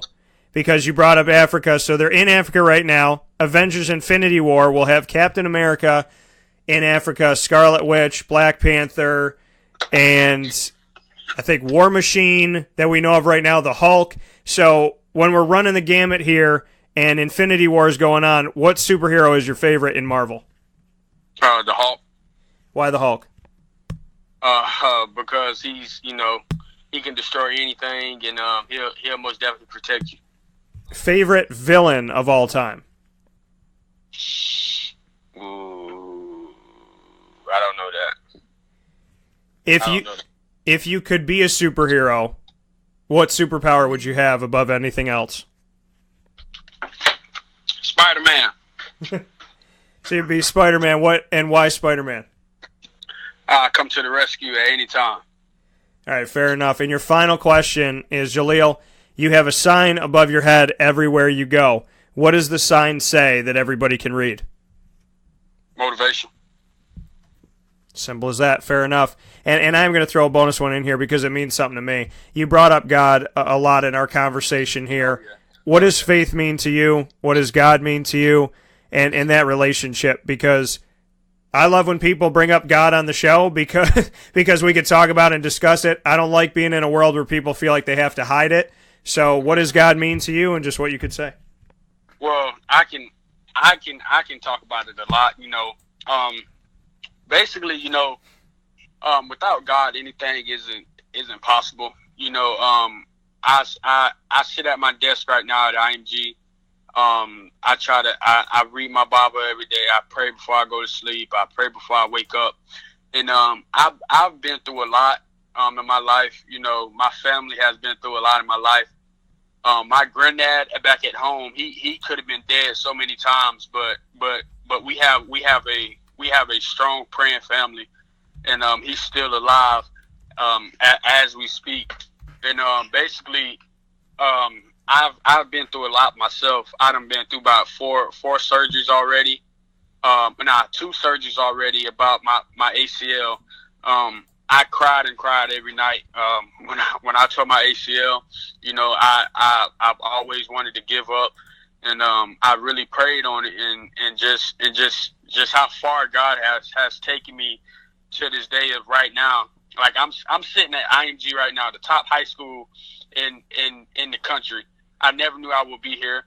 I always tease my mom, be like, I'm going to IMG and blah blah blah. Now look what God has done. He has brought me to IMG, and I'm being very successful over here. Remember, I just can't thank him enough. And like I said, if you have God on your side, anything is possible. That coming from Jaleel McRae, big words. Keep God on your side, anything is possible. And for your granddad, my connection and my everything that my grandparents have been to me, and my grandmother made it to 100.5 in 9 days on my mom's side. So give your best to your granddad and know that he's in our prayers too, and we hope nothing but the best for him. So thank you for taking some time with me, Jaleel, and above all things, thank you for giving a shout-out to God. Everybody gets shout-outs these days. It's nice to send one God's way, so I appreciate it. Yes, sir. Yes, sir. This is a wake-up call, Fast Break. The Penn & Trophy Center on 111 East Willow Street in Syracuse, New York, has been making memories for Central New York for over 60 years. It has the trophies for your teams, and when you walk in there, it's so much more than just that. When you walk into the Penn & Trophy Center, you are immersed in the reality that anything can be customized, anything can be engraved, whether it's for your anniversary, your wedding, your bar mitzvah, your birthday party, whatever you want to do with that memory, that watch from Grandpa, or that bracelet from Mom, or that wedding ring that's been passed down through your family. If you want to get something engraved with a memory to last a lifetime, the Penn & Trophy Center, 111 East Willow Street in Syracuse, New York, where memories are made and where memories last a lifetime. The Wildcat Sports Pub in Camillus, New York is located on 3680 Milton Avenue in the Home Depot Plaza. It is your family-friendly sports bar and restaurant. Folks, some sports bars aren't family-friendly. Some family-friendly restaurants are not sports bars. The Wildcat Sports Pub in Camillus, New York is proud to be both. It is that marriage that you've been looking for years. The Wildcat Sports Pub is your home base for your sports bar and restaurant needs, games for the kids, indoor and outdoor activities, and enough things on the menu to come back every single week and get to try something new. They're open Sundays from noon to 8 p.m., Monday through Wednesday, 11 a.m. to 11 p.m., and Thursday through Saturday from 11 a.m. to midnight. For reservations and party information, call 315-487-2222 for the Wildcat family-friendly sports pub and restaurant.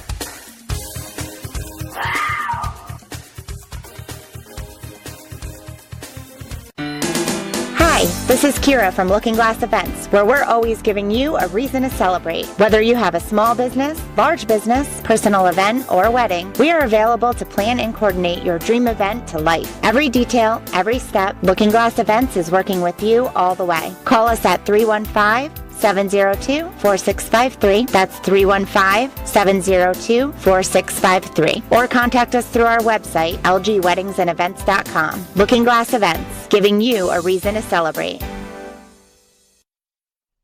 Welcome back here to Wake Up Call with Dan Tortora on wakeupcalldt.com, your one-stop sports shop, and on mixlr.com/wakeupcalldt to round out today's morning menu for Tuesday, February 20th. Typically, we are doing around 10:50 a.m. Eastern Time, the ingredients to success, but we will be rounding out the show with them here a few minutes later, always rounding out Tuesday's show with the ingredients to success. So here, proudly presented by Utica Pizza Company. Very happy to have them be a part of the show every single week, and I thank them for their years of connection to Wake Up Call with Dan Tortora. I truly appreciate it very much. Jaleel McRae was just on the show. I want to thank Jaleel for being a part of the broadcast. I also want to give a special thanks to Otis Hill for being on today's show as well. So thank you for being a part of the show and for everything that you did today. I truly appreciate it. And I just found out that Jaleel had made mention on social media. This was his first radio interview. So proud to be the first radio interview for Jaleel McRae, and obviously we'll keep in touch with him and his process as he gets set to decide where he will be spending his time in college. Like I said, we spoke on Syracuse, Texas A&M, as well as Georgia, Georgia Tech, Florida, Florida State, and North Carolina and NC State. There is not going to be a top 5 or a top 10. He is just going to make a choice on where he wants to go. So stay tuned here to Wake Up Call with Dan Tortora to find out where that'll be as we continue the coverage of this recruitment and recruiting trail for Jaleel McRae from IMG Academy, 2019 incoming freshman, and is currently playing down in Bradenton, Florida. So thank you to Jaleel, and thank you for making Wake Up Call with Dan Tortora your first radio spot. I appreciate it very much so.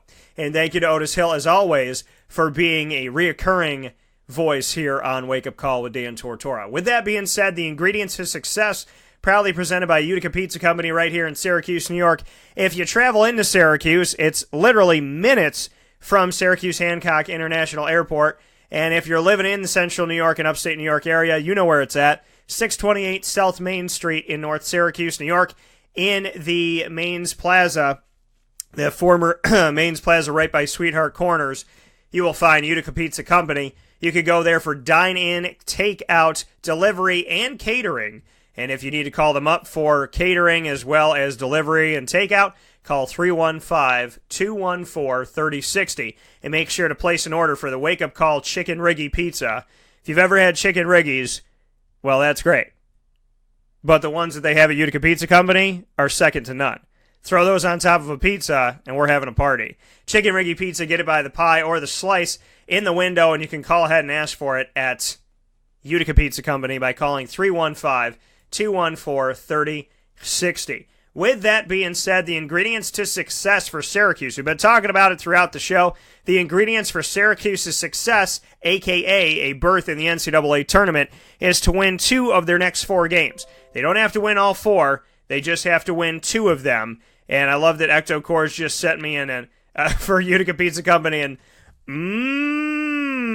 I got a very, very, I think that's about 37 M's. I think that's safe to say.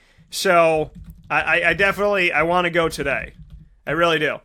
Now that I'm sitting here talking about Utica Pizza Company, every time I do it and I talk about the Chicken Riggy Pizza, I get hungry for Chicken Riggy Pizza and then I want to go. So just a wonderful thing that I do to myself and hopefully to you too. So make sure you go out to Utica Pizza Company.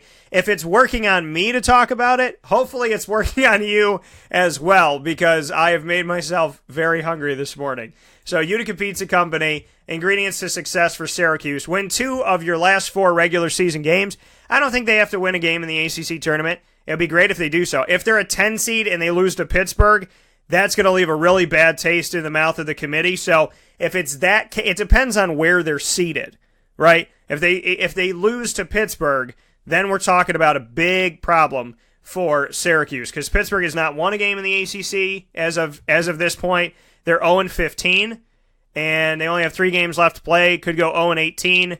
Could join the ranks of, the Boston College Eagles of recent history, not getting anything done in the ACC. So Wake Forest is at the bottom where I anticipated that they would be this season. No disrespect, just when I looked at what was coming for all these. I research all 15 schools, and I interview all 15 schools.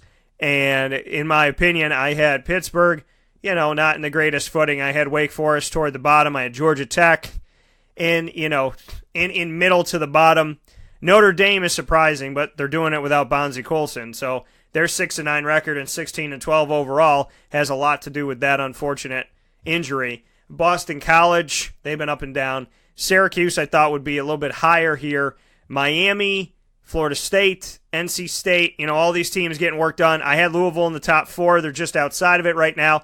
I had VTech in the top 5, and that's where they are right now. I had North Carolina, Duke up there, Virginia up there, and they're all up there at this point in time. So, a lot of my predictions are holding strong and holding true right now, which is good stuff for me. I appreciate that very much, that these teams are, the teams that are where they are, a lot of them are where I had placed them. But for Syracuse to get to where they need to go, they got to win 2 of their last four regular season games.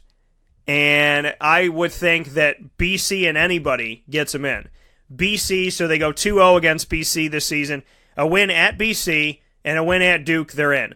North Carolina, BC, I think they're in. Clemson, BC, they might have to win a game in the ACC because I don't think Clemson has the respect that they deserve, even though they've been ranked in the top 25 and they're in the top 4 in the ACC. I still feel like, there's teams that get a little more oomph, and I think that those are the North Carolinas and the Dukes. But if we look at it right now in the AP and the USA Today, very interesting. The top 4 is the same for the AP and the USA Today coaches poll, but Virginia's won in the AP and Michigan State's won in the USA Today. So that was a little bit interesting. Duke is 5. That'd be a huge win for Syracuse. They're ranked in the top 5 of 351 schools. They're in the top 2 of the ACC, and they've only lost 1 home game. So Syracuse beats Duke. I think they have a huge argument of winning at Duke, at Georgetown, at Miami, and at Louisville to get into the NCAA tournament. But I think it's safe if they beat Duke and any of those other games they're in. But I think Duke's the key one. I think if you beat North Carolina and nobody else, the committee might question some things. If you beat Clemson and nobody else, if you beat BC and nobody else, same situation. But if you win at Duke and for some reason they don't win any of those other 3 games against North Carolina at home, Clemson at home, and BC on the road, I think that's the game that you circle as like the golden nugget that you make a case for and say, well, you won the Duke game at Duke at Cameron Indoor. I think that that's the biggest argument they can make. If they're only going to win 1 of their next 4, Duke's got to be that 1. But I think 2 makes it safe for Syracuse to move forward, because if you win 2 of your last 4 regular season games, then that means 1 of them, if not both of them, are against the top 4 in the ACC. So that would be great for Syracuse moving forward. Just take a look at where everything's at right now. Middle Tennessee, a team that in the 2016 NCAA tournament was given no respect, and then they spanked Michigan State. They didn't beat Michigan State.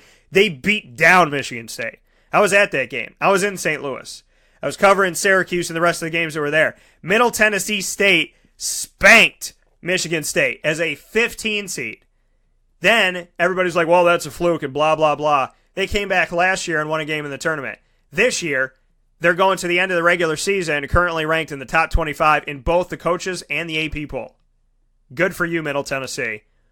Always got to root for a team that has what they have. I mean, what they've been doing with their season and to get ranked in the top 25 this late in the season, that's 3 years in a row that they have demanded that you believe that they are not a fluke and they are not a Cinderella, because if they're a Cinderella, they've been to 3 balls, so to speak, if they make it to this next one. So you got to think about that. If Cinderella's getting invited to the ball every single year, you got to come to a point where Cinderella is no longer Cinderella, and she's just one of those pretty girls that always gets that invitation. She's always got that credential and that VIP status. So shout out to Middle Tennessee State for their work. Rhode Island making it happen. They're in the top 18 again this week. We look at Clemson, who's 15 in the AP and 17 in the coaches poll. So that would be another big one for Syracuse. North Carolina is ranked 10th in both polls, so that would be a huge one for Syracuse this Wednesday. So a lot coming up for the Orange right now, and I'm very excited to see where they're going to take it. You better come out and see us this Wednesday. Huge game for the Orange. Top 10 North Carolina, Syracuse hosting the Tar Heels at 7 p.m. But 2 hours before tip-off at 5 o'clock, we will be at Lee's and Staggerwalds with Dale Shackelford, Syracuse Orange men's basketball alum, and myself, Dan Tortora, previewing the game. So you don't want to miss that. Come and see us at Lee's and Staggerwald at 5 p.m. Eastern Time, Wednesday, February 21st, and then head up to the Dome after that for the 7 p.m. tip-off game, the second-to-last home game for Syracuse in the regular season. And if they play their cards right, they will not have to be playing any more games inside of the Carrier Dome this year. So, sad for the fans, but happy for the fans, because if they're not playing at home, it means that they're not in the NIT. So, there you go for the Syracuse Orange. With that being said, wrapping up this ingredients to success, like I said, win against Duke, and that's the best one you can get if you get 1 of 4. You win 2 of those last 4, Syracuse is in the tournament, in my opinion. So your ingredients to success, take care of it, and do it now. Win that game against North Carolina, and then know that you only got to win 1 more with a ton of momentum going to Duke and then to BC and back home for Clemson, where they're going to be honoring the career point leader, Lawrence Moten, with an extra little oomph at the end of the game, at the end of the season as well. This Syracuse men's basketball team, want to take a look at it really quick here. When you look at how Syracuse has played this season, they have played very well at home, and normally they take care of the Carrier Dome, but on the road as well, they've been taking care of business. Team is 4-4 on the road, 1-1 on neutral territory, and 13-4 at home. They have 18 wins. 2 will get them to 20, and I think that that's the magical ingredient to get them into the tournament, because 20 wins this season was very hard. This is a tough season, and I said it. There was going to be upsets this season, and somebody was like, oh yeah, Dan, big release, big, kind of VIP status message that there's going to be an upset this year. And I was like, I didn't say there's going to be an upset. I said this might be the year of the upsets. Big-time upsets. And we've seen them. We've seen them with Duke and Boston College, the first game played in the ACC this season. So I said that this would be a year where we might see more upsets than we're used to seeing. And where we stand right now, it's been very, very difficult to get to 20 wins. So ingredients to success for Syracuse, get to 20 in your regular season, which means you got to win 2 of 4, and any of those 2 should get you into the tournament. Duke, I think, is the coveted one to make sure you get, but if you get North Carolina, that sends you into Cameron Indoor with a ton of momentum, winning against Miami in Coral Gables, Florida, North Carolina at home, and then getting to face Duke after that. And then you got BC and Clemson. And Syracuse has been a road team, has been a pain in the butt to play against this season. So I give them some credit with their road wins, especially their recent at Louisville and at Miami. Their last 2 road games they've won, which bodes well for them. So they've already got some ingredients to success. They control their destiny and where they land in the ACC tournament seeding, as well as if they make it to the NCAA tournament. Win 2, and you should be good to go. With that being said, we're good to go here on Wake Up Call, and I will talk with you tomorrow on Wednesday, February 21st, with a very special, first-time ever conversation with Danny Shays of the Syracuse Orange. I'll talk with you tomorrow morning.